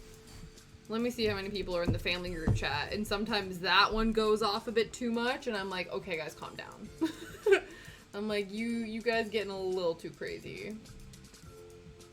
There's 14 people in this family group chat, and that feels like too many to me sometimes. So I can't even imagine group chat for 50. Is it specifically like for Blind Channel fans? Like, is it a group chat specifically like for, and like that's how you guys have all kind of bonded and come together? Because that would make sense again as well, why your phone is dying.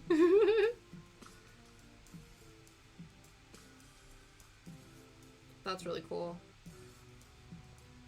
It's almost like the mobile version of like chat rooms, like when you would have like fan pages in the 2000s, and then there would be like chat rooms for people on the fan page. Yours is just like on your phone. That's really cool. Yeah, that's awesome.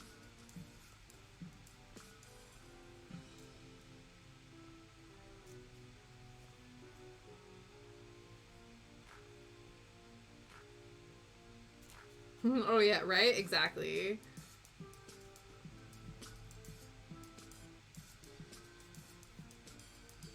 It's so funny because I have the same email address that I've had since my like MSN days. And so I still get notifications from my email address about like the birthdays of like these people coming up that I've not spoken to in like years and years. Like, oh, reminder of so-and-so's birthday. I'm like, I don't even know if there's like, I don't know anything about them anymore. But we were MSN friends.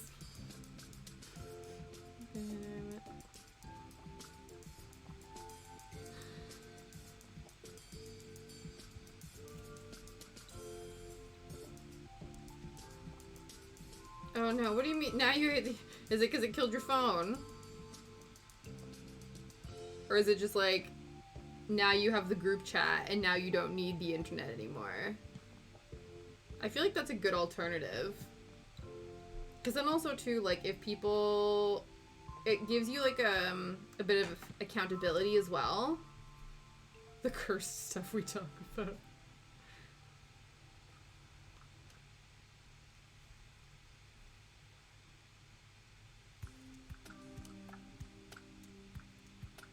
Yeah. Though Twitter's a bit of an interesting hellscape, isn't it? So I'm sure like the group chat on WhatsApp feels safer than that.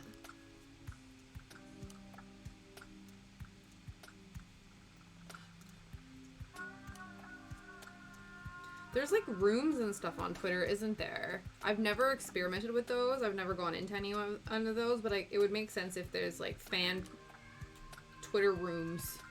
Yeah. Oh. I was just saying that I know that there's like Twitter rooms now. I've never been in them or experimented with them. But it would make sense, obviously, if you would go into one like for spaces. Yeah, that's what it's called. Oh, that's interesting that it's only for the mobile app.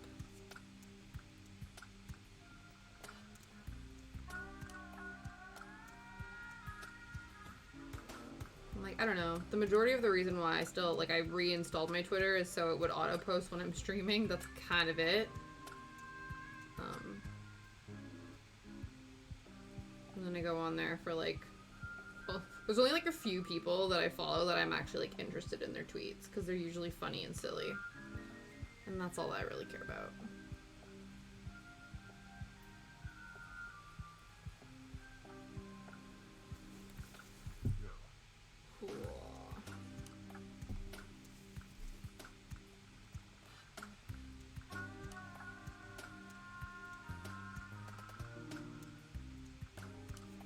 This is awesome. We are making hella progress.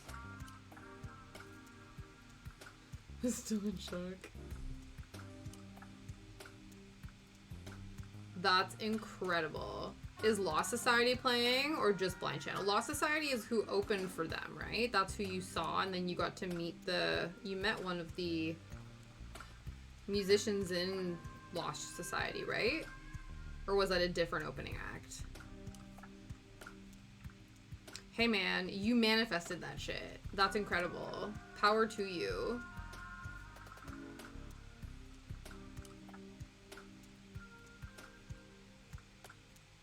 Really? Oh my goodness, that's amazing. So they're going to be playing as well. Look at that. I am 100% chalking it down to you putting it out into the universe. I'm like, you 100% manifested that shit, and I am a believer.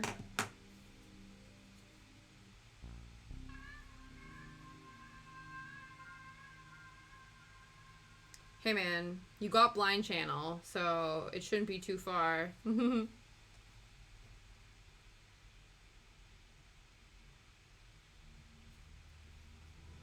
That would be awesome.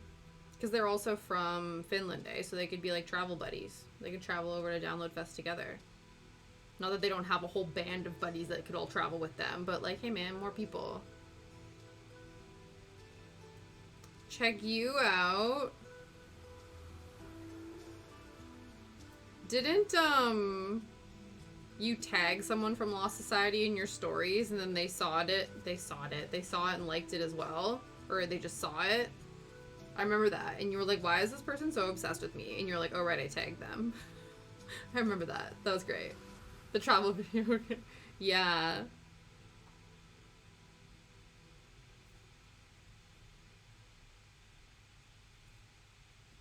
That was fun. I enjoyed that story. That was hilarious.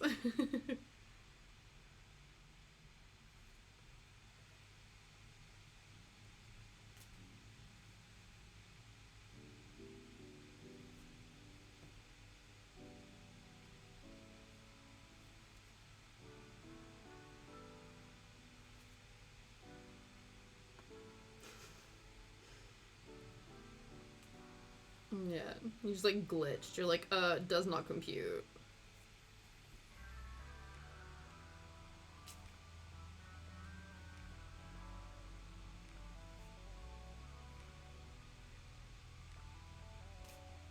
What else happened? Oh yeah, wait. You had a date. No, is it this weekend? No, you have a date this weekend. And then you have to tell me about it next Tuesday. Right. That hasn't happened yet. But I'm still remembering that that's a thing. And I expect a full report next week.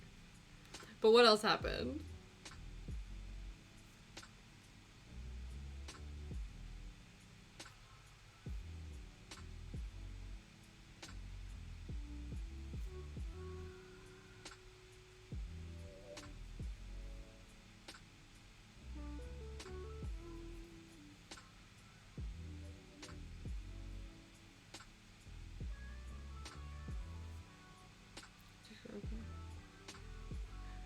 That's incredible.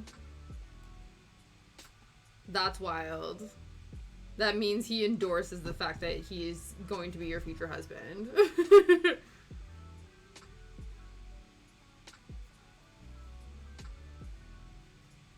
I'm sure when you found that out, you like audibly screamed.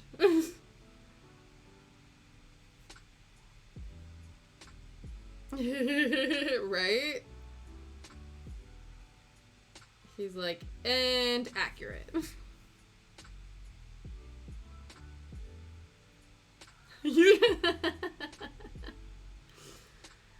Absolutely.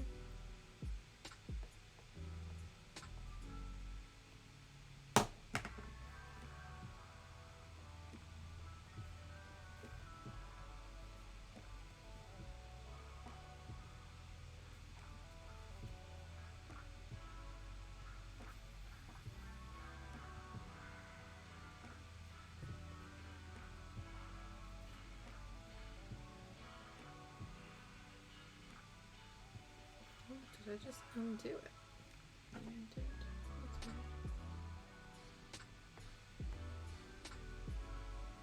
That's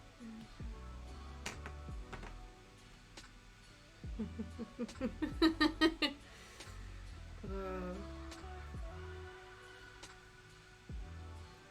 wonder, have you come across more TikToks of people using his using his photo as well? Or,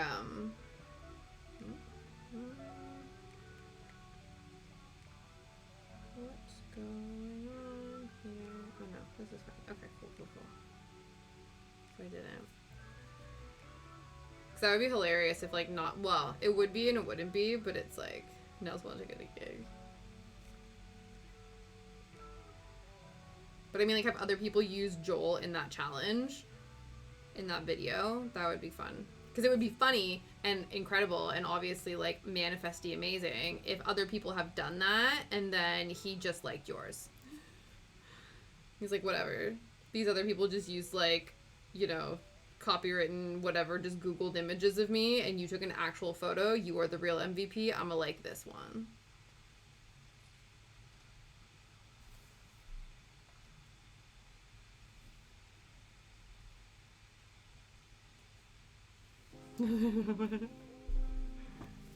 Yeah, I wonder, because, I wonder if you can find that. Like, I guess maybe if you look up the... Yeah, I don't know. I don't know how you would find that, you know what I mean? You'd have to scroll through a bunch of them.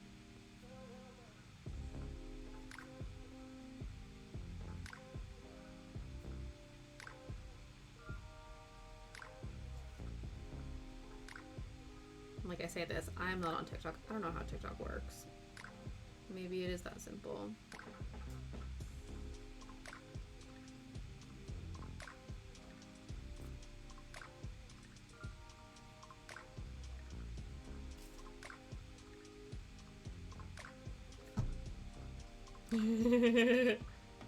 I feel like you've had so much excitement. Like, there's just been, you are, like, your brain is just completely overstimulated, you know? You're like, that's it. Too much excitement for one day.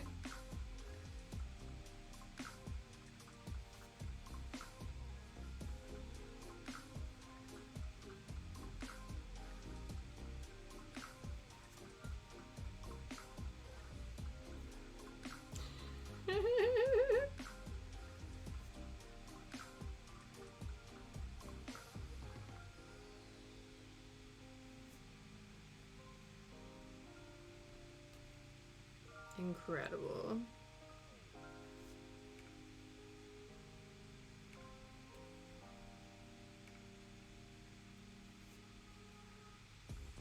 Okay, are we gonna be able to get these other little guys stitched in, or are they too far? I don't know. No problem. Enjoy your foods.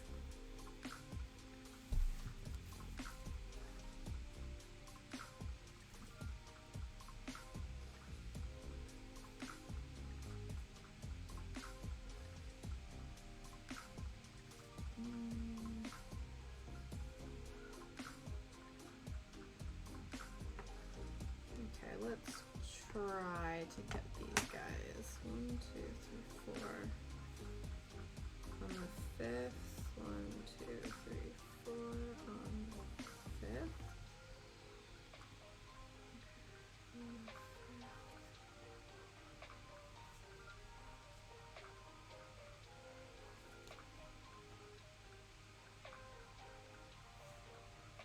And then 1, 2, 3. Here.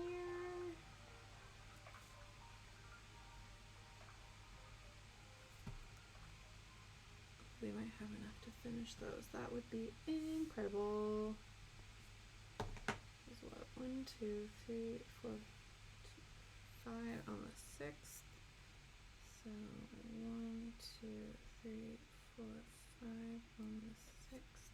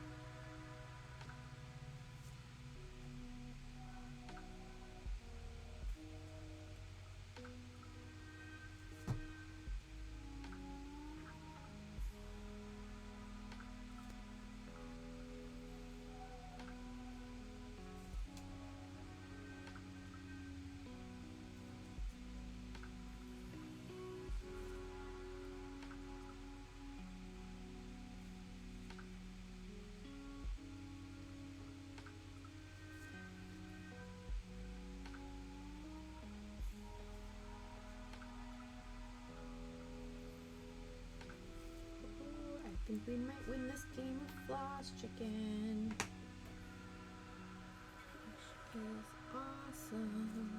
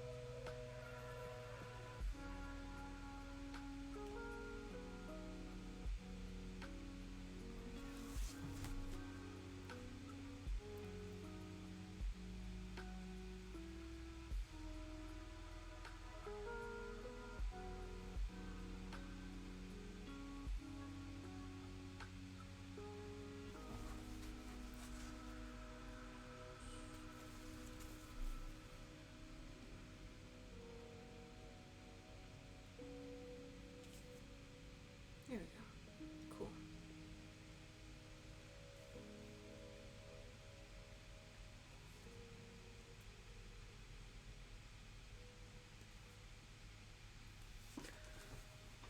Wow.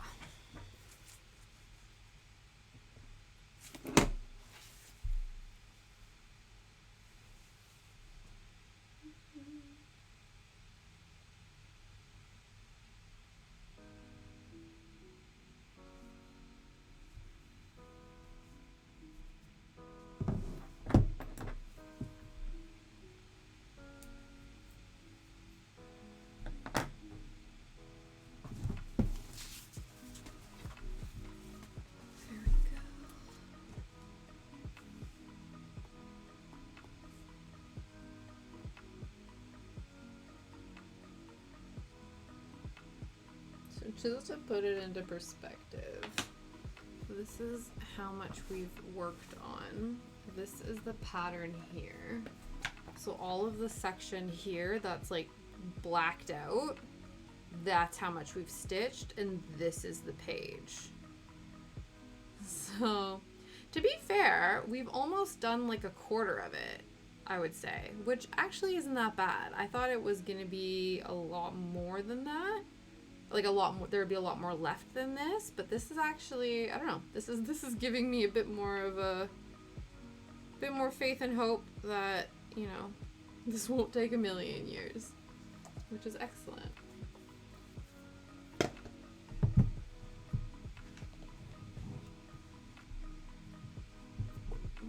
let's move this guy over, pull that in. Take another bite of the granola bar.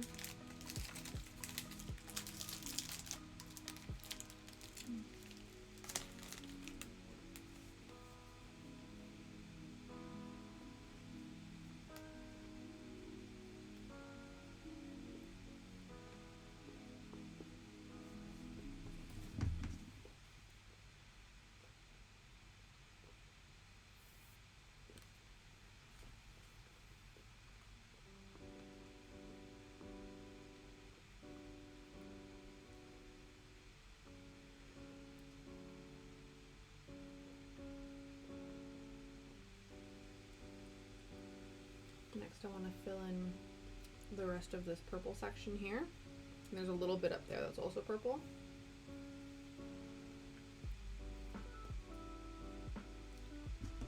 Yeah, if we can sort of like get all of this filled in, I think that would be awesome. That would be a good milestone to hit today.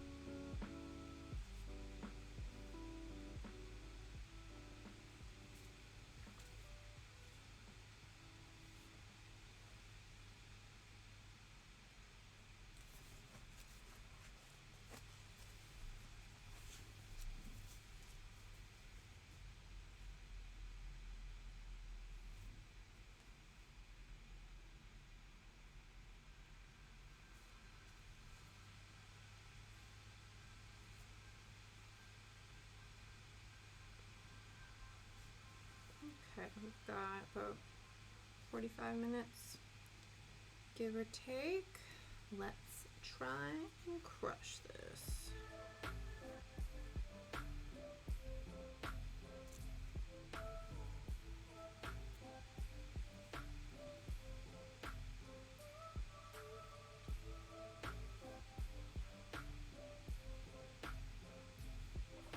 Colors left in this section are a little bit more of that light tan color over here.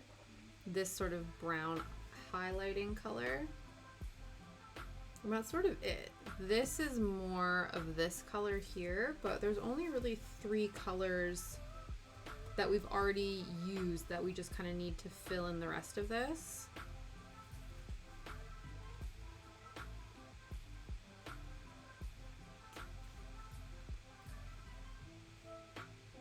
Good. I was thinking I was gonna have to think a little bit more in this section, but I think I really am just, I think I don't have to think as much, which is nice. Hi, Paracord Pete. Good evening. I think it's almost evening. Is it still afternoon, evening? I'm not sure. Happy transition into the evening. I hope you're having a fabulous Friday. I hope your week went well.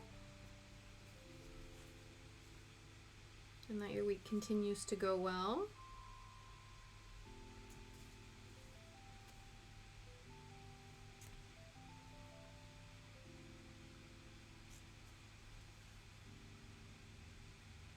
Okay. Oh, we need to go under the second one, I think. Here we go.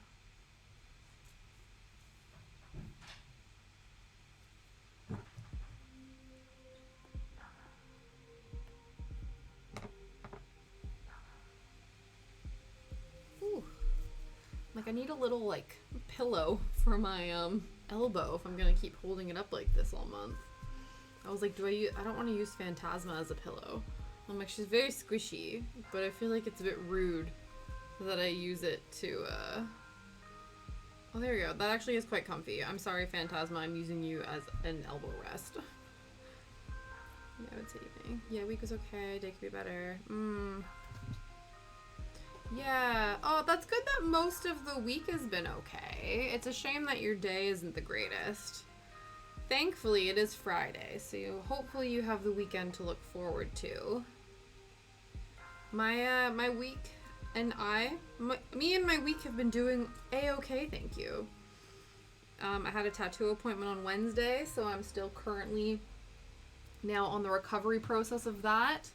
Shadow and I went for a wonderful stroll in the forest this morning, which was really lovely. He had a big old run around, which I think was really needed. He's definitely had a lot of like excess energy lately, so that really calmed him down, which was ideal. And then yeah, been stitching around. No, it's my 4th one. So when my friend was visiting from Canada, I guess it was last week now. We wanted to have a tattoo. She wanted to get a tattoo here, and so we decided we would get matching tattoos. But there wasn't enough time for the artist to do both of us on the same day, and so she did hers on the last Monday. So not this coming Monday, the Monday before that. And then I then booked mine in for the Wednesday. So I've gotten mine on my like thigh, just above my knee. It's the first tattoo I've gotten on my leg. So it's a bit of a learning curve in terms of like how stiff my leg has gotten. I feel like with arms, like they're not responsible for holding up your entire body mass. So I think the wear and tear, like for like during the recovery time isn't as noticeable. Whereas it's like there's moments where I move and I'm like, my entire leg hurts. So, yeah. So yes, it is the 4th tattoo. I need a second one's fed. Oh, wow.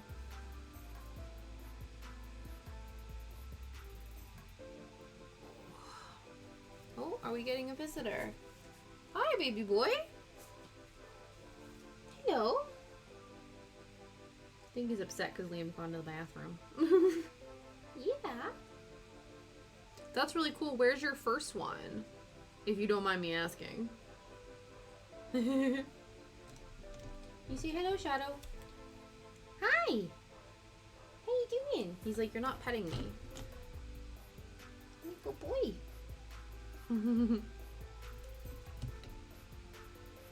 Yeah. Has Liam gone into a room and closed the door and now you're upset about it? Yeah, is that what's happened? Oh, is that why? God damn it. I think the fireworks have started. Yeah, he's got the cutest little puppy dog eyes. But yeah, we'll see. Hopefully they stay at bay for a little bit. If not, we might have to cancel stream a bit earlier just so I can go and support him during the fireworks shenanigans.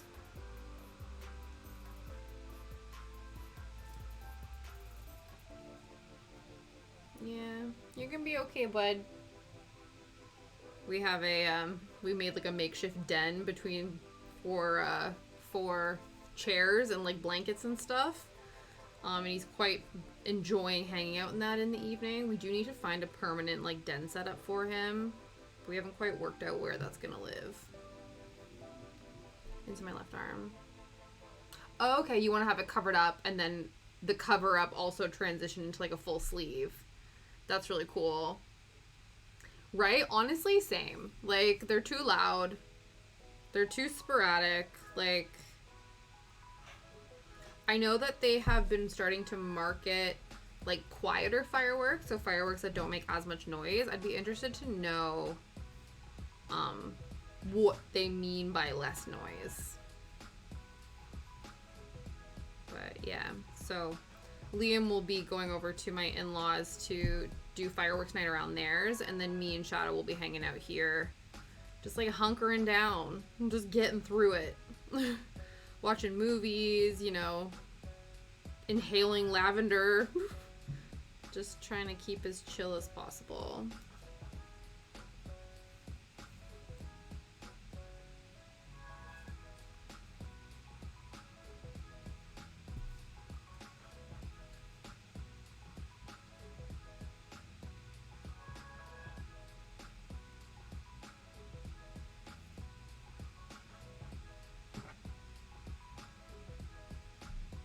Hopefully. Yeah, I don't know. Again, it's meant to rain tomorrow, so I don't know if maybe that's why people are doing them tonight. Also because they just have some. Waterfall with them out in the middle of the left arm. That would be really cool. I think that would look amazing. Would you do it only in black and white, or would you want a full color sleeve?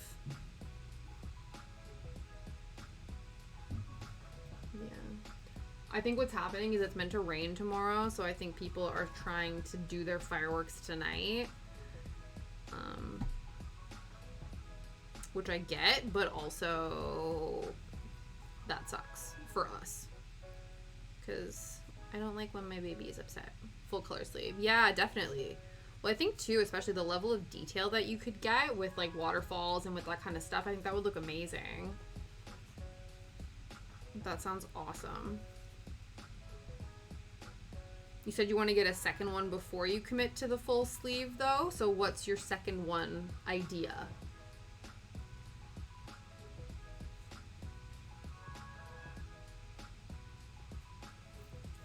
I know I've already been thinking about, like, the next... It was so funny because my friend got her tattoo done, and as she's getting it done, I'm like, this is incredible. I'm already thinking about what I want my next tattoo to look like, and I hadn't even gotten this one tattooed yet.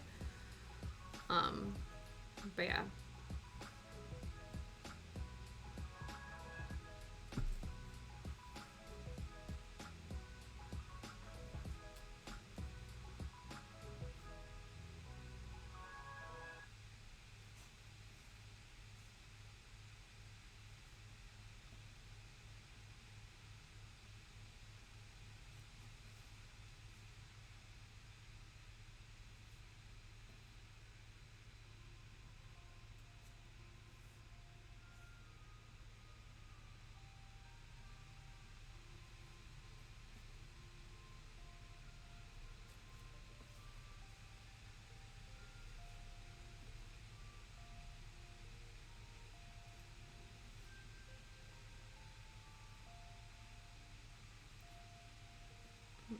Actually, it might be worth going up and stitching in those up here and then coming back down again.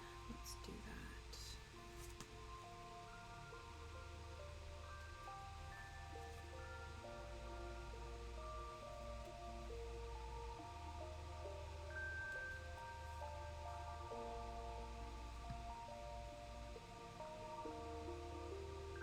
Oh, really? Oh, that's really cool. Yeah, if you find a picture of it and you want to link it either in, I think you are in our Discord, eh? So either in the Discord or on a link on stream, definitely. That'd be really cool. I'd love to see it.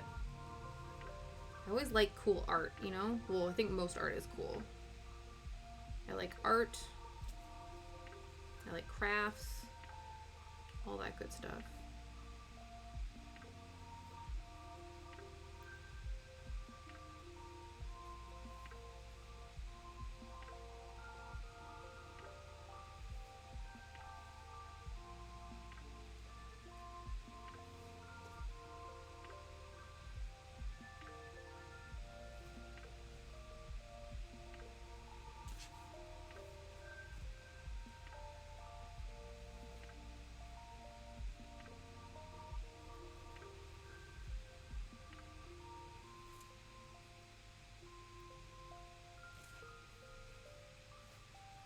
Oh, just realized I've not been able to see what's going on. Let's fix that. There we go.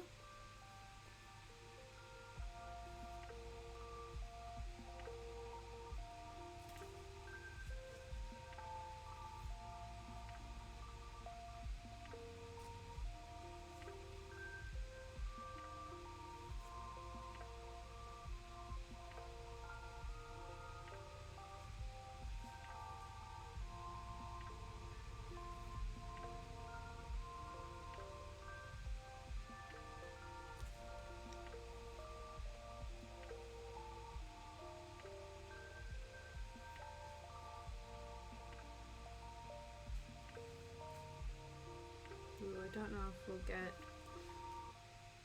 Like, there's just so much thread, but I'm like, will we win this game of thread chicken? Only time will tell.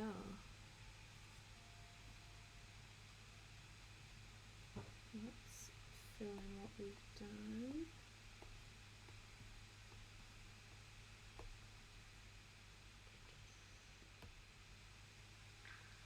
Starting to look epic. Making very good progress. Yeah, full fireworks shows are happening outside right now. Damn.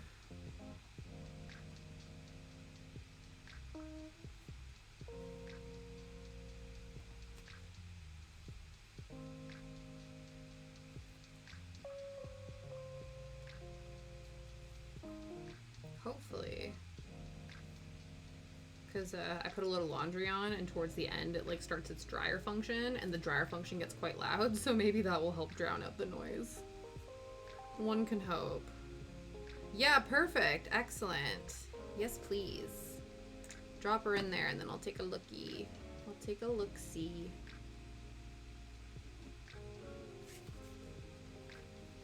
Yeah, that it can be the inspiration for future tattoos channel as well.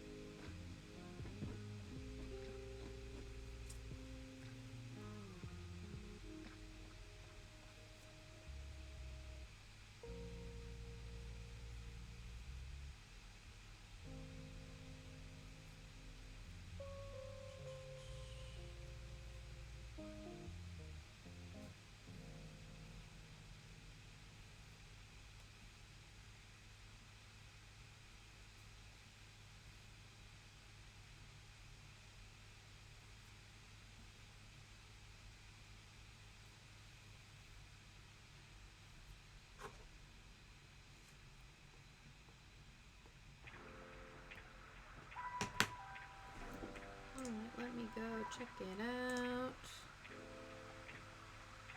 Ooh, that looks really cool. Yeah, no, that's so cool. And I like the fact that it's part color and part black and white. That's really cool. Where do you want to put that one?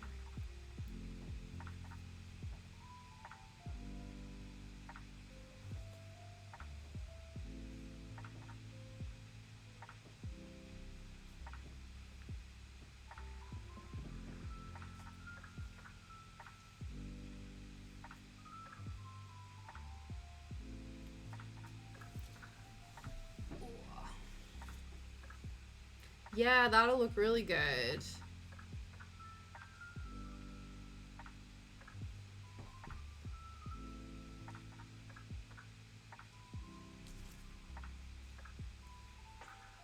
Yeah, that'll look, I really like that. So that was like, you found that on, it was like an art streamer? I assume it was an art streamer or somebody who streams and also happens to be amazing at art at the same time. Because both can exist.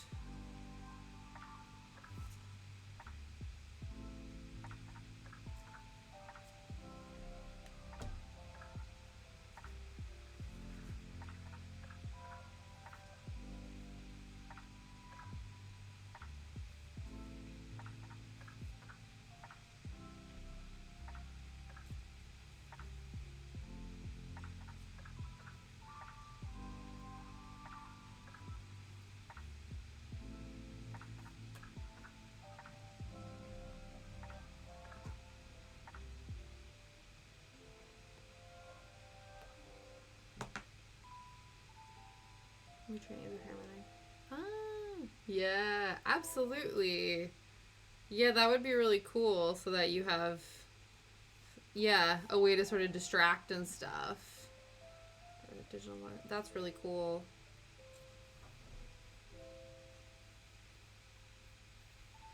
Yeah, it's a good way to like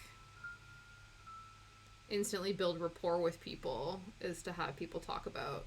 That's always the thing that I find, like, with having Shadow and taking him for walks and stuff, when you run into other dog walkers and that's like an instant conversation starter, is just like talk about your dog, which I really appreciate because I have a hard time just like going up to cool people and starting conversations. So Shadow's a bit of a crutch in that regard, where he's an instant convo starter.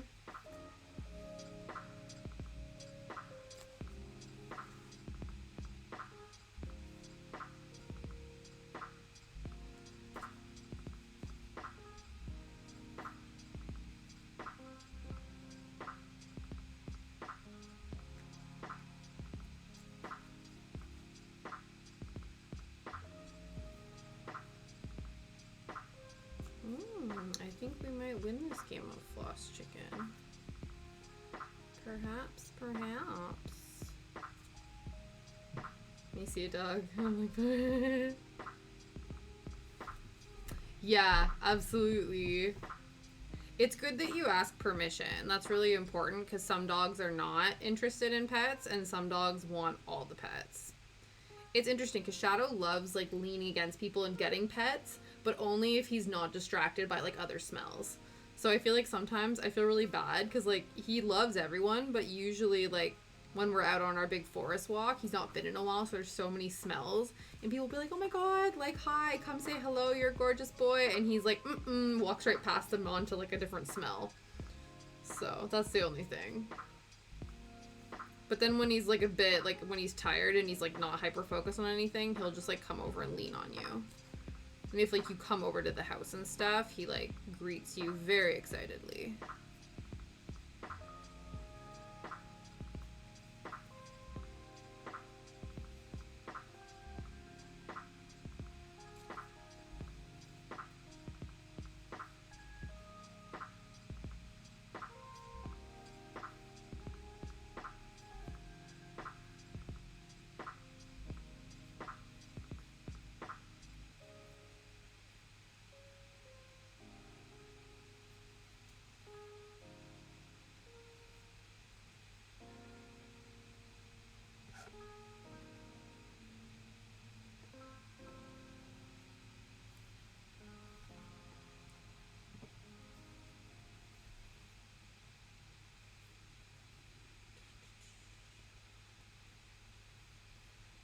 After this, we will finish this dark outline and then fill in a bit more of that beige, and then this section, the first quarter of the first page we're working on will be done. Almost.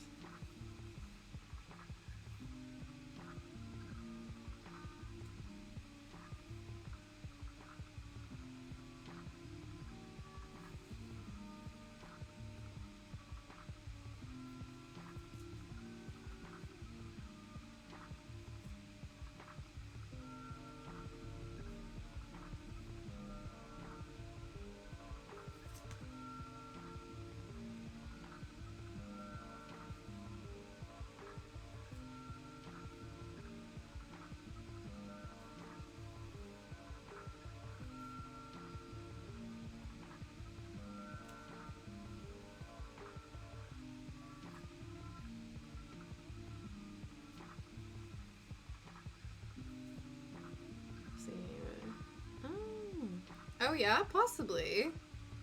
What's their name?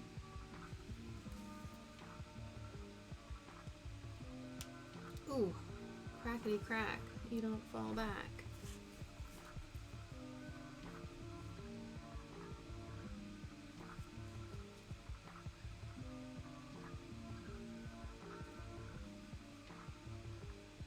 Yeah, I don't know.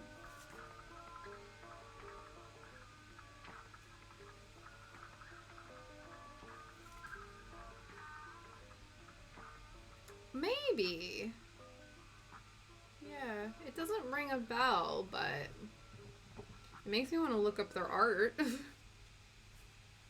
Like, now I have their name, now I can go stalk them. Now I can go look at their stuff.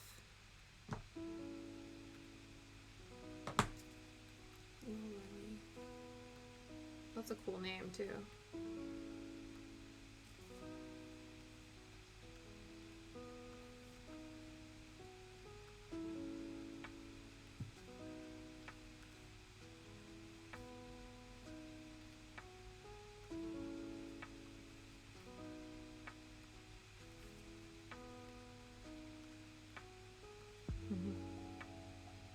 Oh, that's fine. No, that's not a problem. I did ask. I did ask for the name, so don't worry about it. And it's not like you're coming in here guns ablaze and like spamming and stuff. We're having a conversation that happens to involve another streamer you like. I feel like that doesn't even count.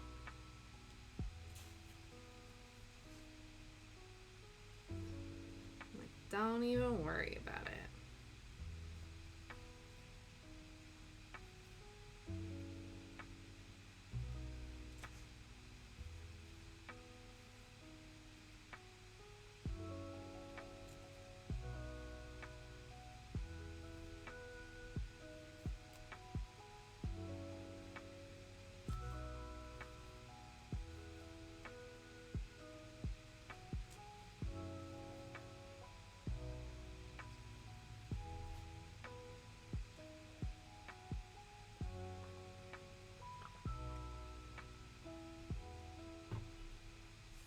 Finish my ice cold chai.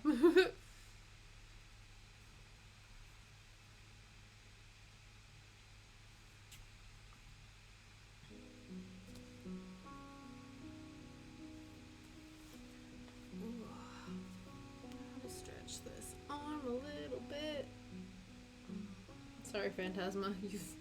You've been reduced to an elbow rest.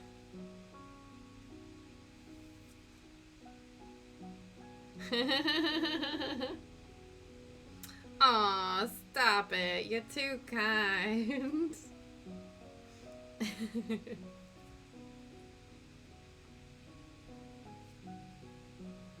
Right, I'll accept shoutouts of myself in my stream, of course.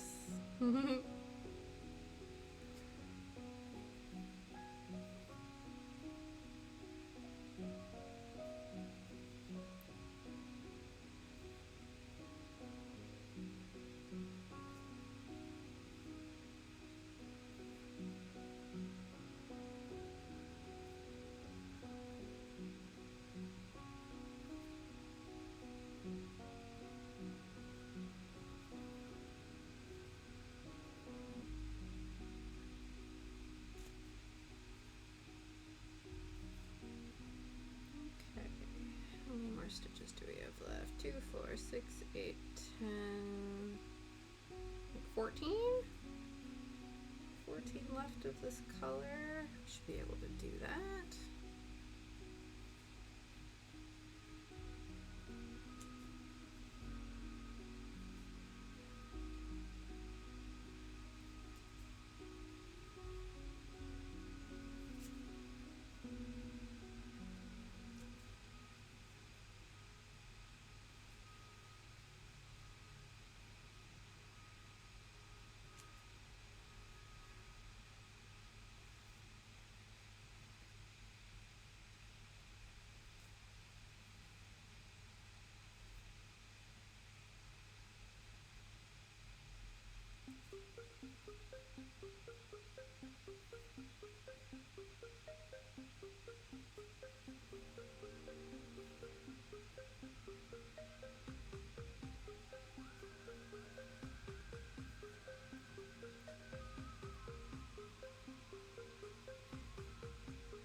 So our first weekend, we've worked on this twice on stream, and we're about a quarter of the first page, or one page out of, what did I say? It was like 16 pages.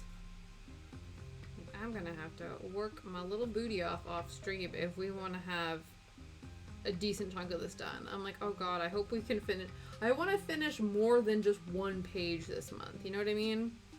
I would like to do more than that. I would like to finish a couple pages, but to be fair, some of the pages only have like a line of stitches on them, so those ones will go relatively quick. Actually, let's check too. In the terms of like full coverage pages, let's see how many we have. One, maybe like 3. This is the only page that's like truly full coverage. There's about 3 other ones that are mostly full coverage, and then the other sections are like about half a page or just little pieces. So that bodes well for us, that once we sort of get out of the main bulk of the pattern, then we will have little offshoots, and then that will hopefully keep me less disenfranchised, and will actually make a decent amount of progress on it. Because I think right now it seems like a lot, because there's like not an expectation but an understanding that like the entire thing is full coverage, and that's not the case. So that means hopefully that we will get more tackled. And then I think we will. Which is nice.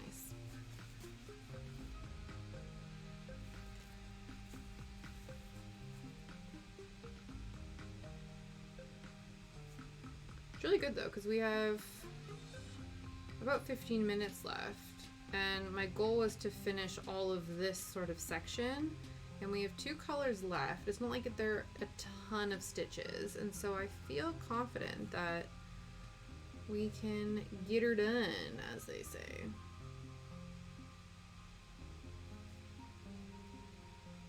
I think once we go past this, because there is other of this sort of like lighter taupey color up in here, up in here, up in here, but I will probably just park the floss on the needle minder, and then just so that I can truly finish this section with the 2 different colors, and then we can always go in later and extend them.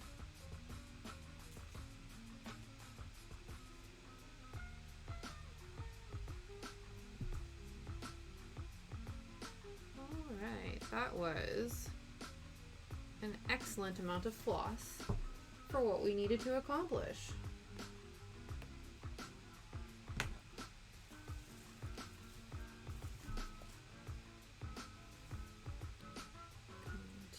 Where do we want to park it?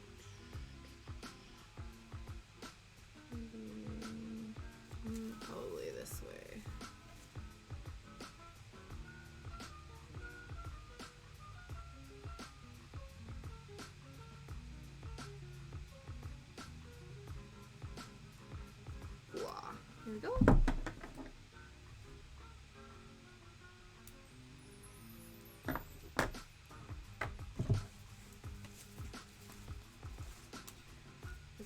So do we want to do the brown or the taupe section? Probably the taupe section. And then we'll finish off with the brown.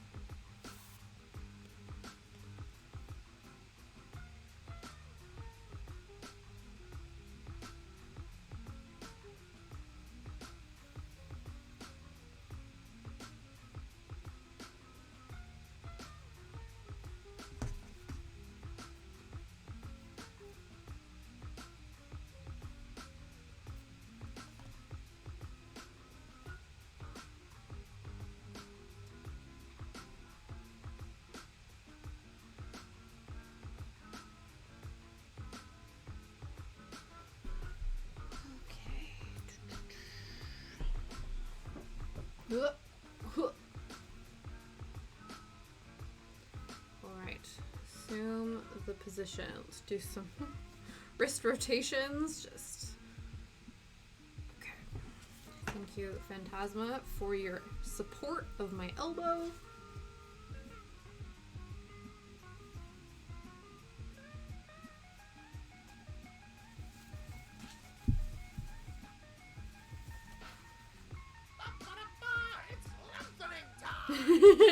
Right? Absolutely. Thank you so much for the stretch, Pete. Give me 2 ticks to lock this thread in place, and then we will do a more thorough stretch because I think it's necessary.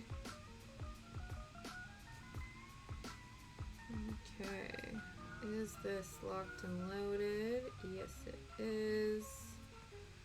Okay, let's do some actual stretches. Let's do the wrists. Do the shoulders. Cool. I'm crack-a-lacking all over the place, you guys. That is not good.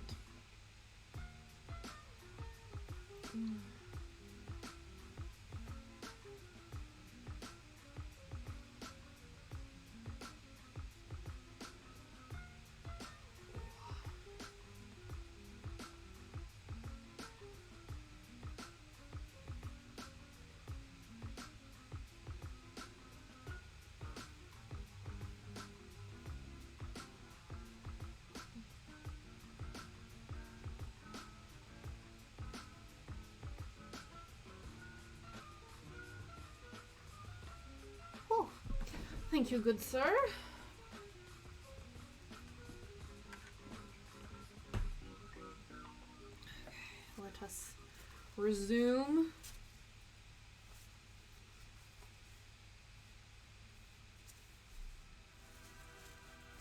Oh, Jesus. I don't know if you guys can hear that, but fireworks be going off.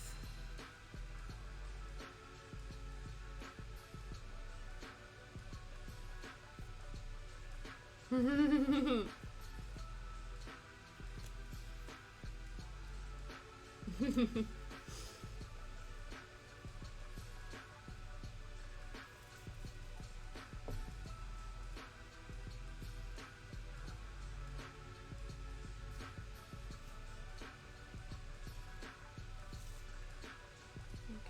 the final stitch stretch. Do, do, do. Do, do, do.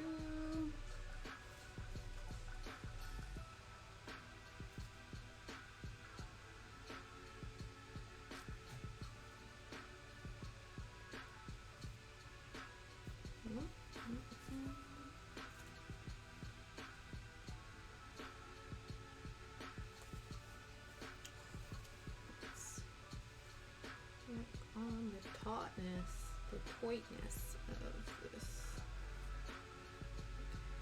half stitch down here, and join these sections up.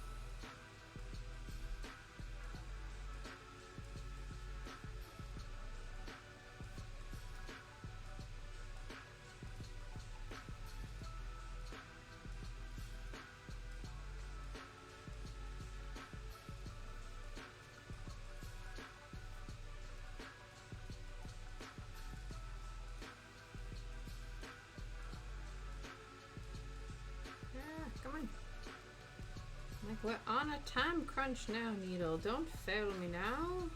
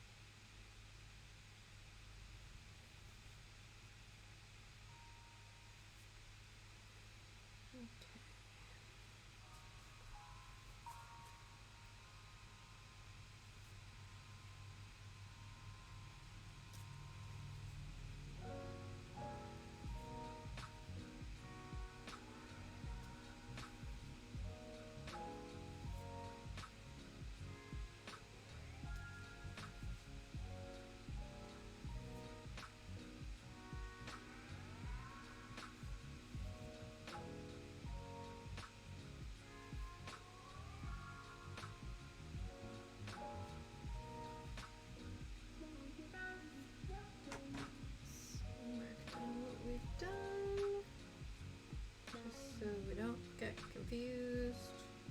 There we go.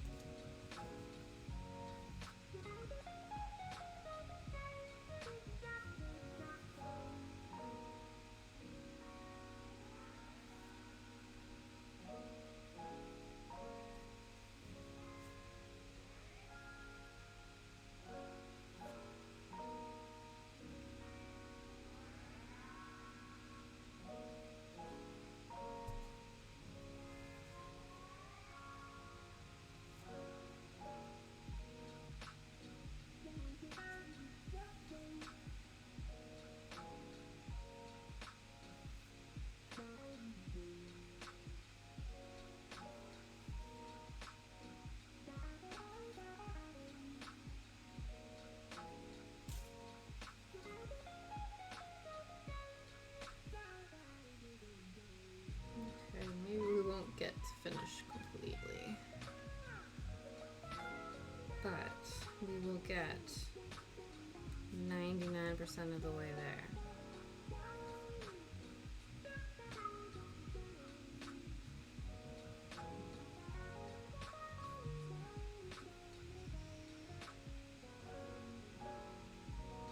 Thank you. Yeah, I feel like it's still far off, but it's starting to look like something now, which is really nice.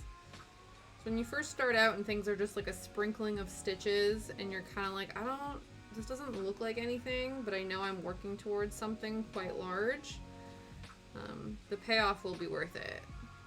So I feel like now I'm starting to feel a bit satisfied in the level of completion we've done so far.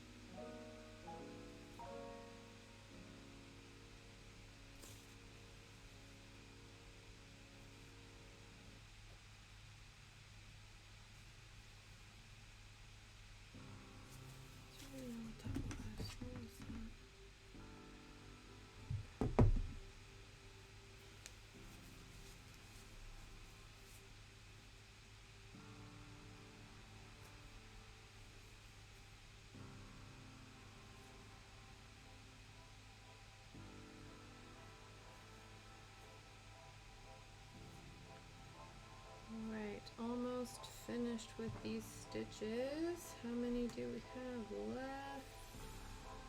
We've got 1, 2, 3, 4, 5, 6, 7, 8, 9, 10, 11, 12, 13, 14, 15, 16, 17, 18, 19, 20, about 21.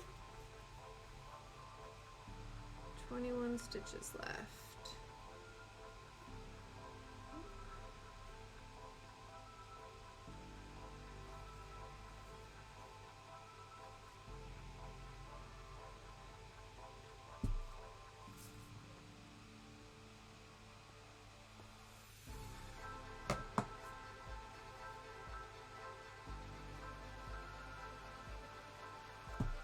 This feels like quite epic chill music to end on.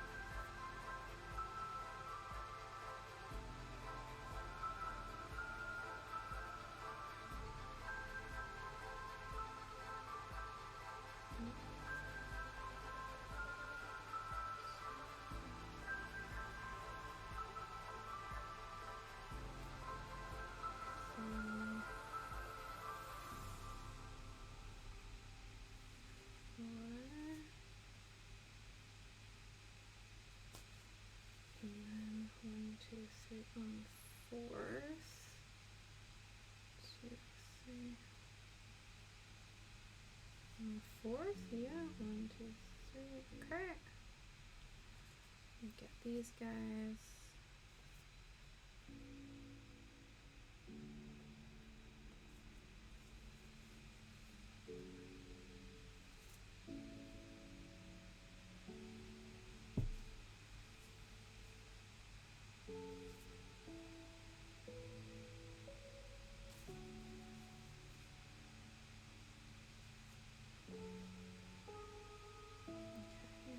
This one.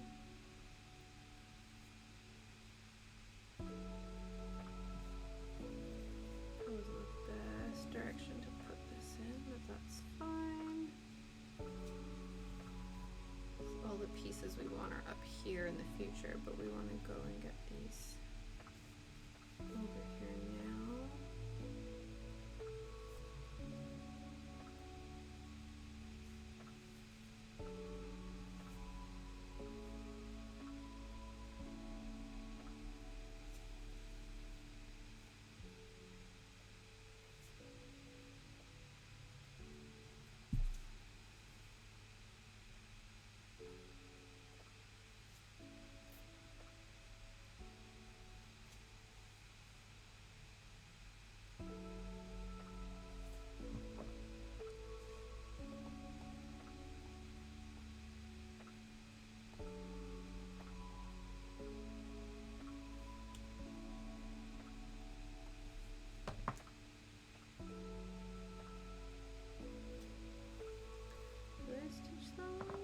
No, I didn't. Okay, good. I did that on purpose. Excellent. So then this guy here.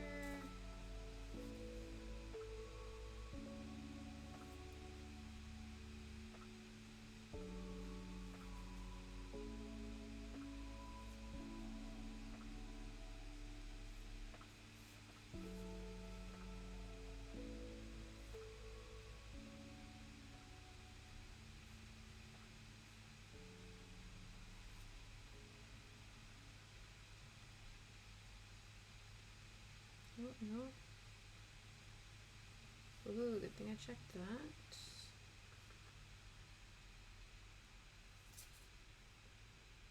Last thing we want to do is have to frog when we're on the home stretch.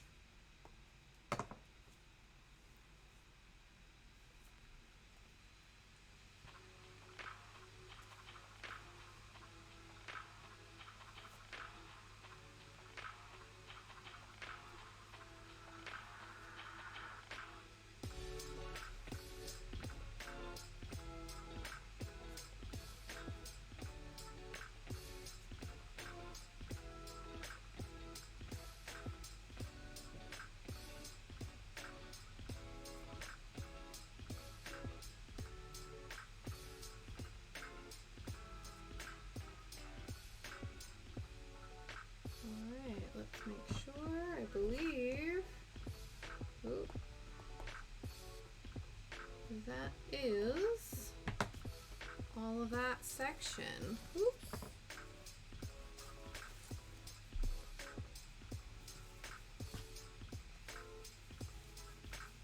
So we are about, if we're doing in terms of color, we are 99% finished. The first quarter of page 1 of 16. So many maths and fractions. But considering we've only been working on it for a week, and that's been on and off, I think I probably worked on it twice on stream, counting today, and then once off stream. So, not bad considering.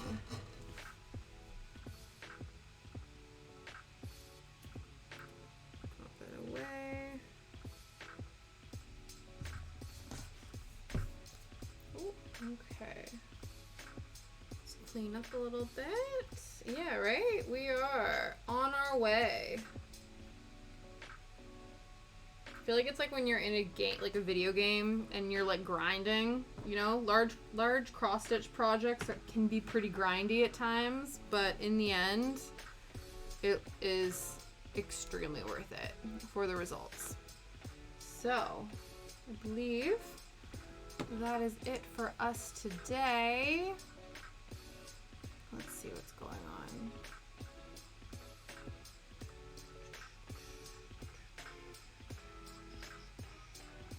Oh, MakerBug is streaming. Let's go and see MakerBug. Last page is the boss level. Actually, you know what it is? It's almost like reverse. Possibly. It depends how simple the last page is. It can either be boss level or it could be like in reverse, where like starting and the first page is boss mode and then it gets easier the further you progress. I think it's more like that. It's like an inverted game. Perfect. Let's go see our wonderful friend Megan, MakerBug. We will go say hello to her. Let me just pull this up before we get started. I always find it doesn't auto like allow you to click over to your friends, which I find really annoying. So I'm gonna load up her channel first and then we will go over and raid.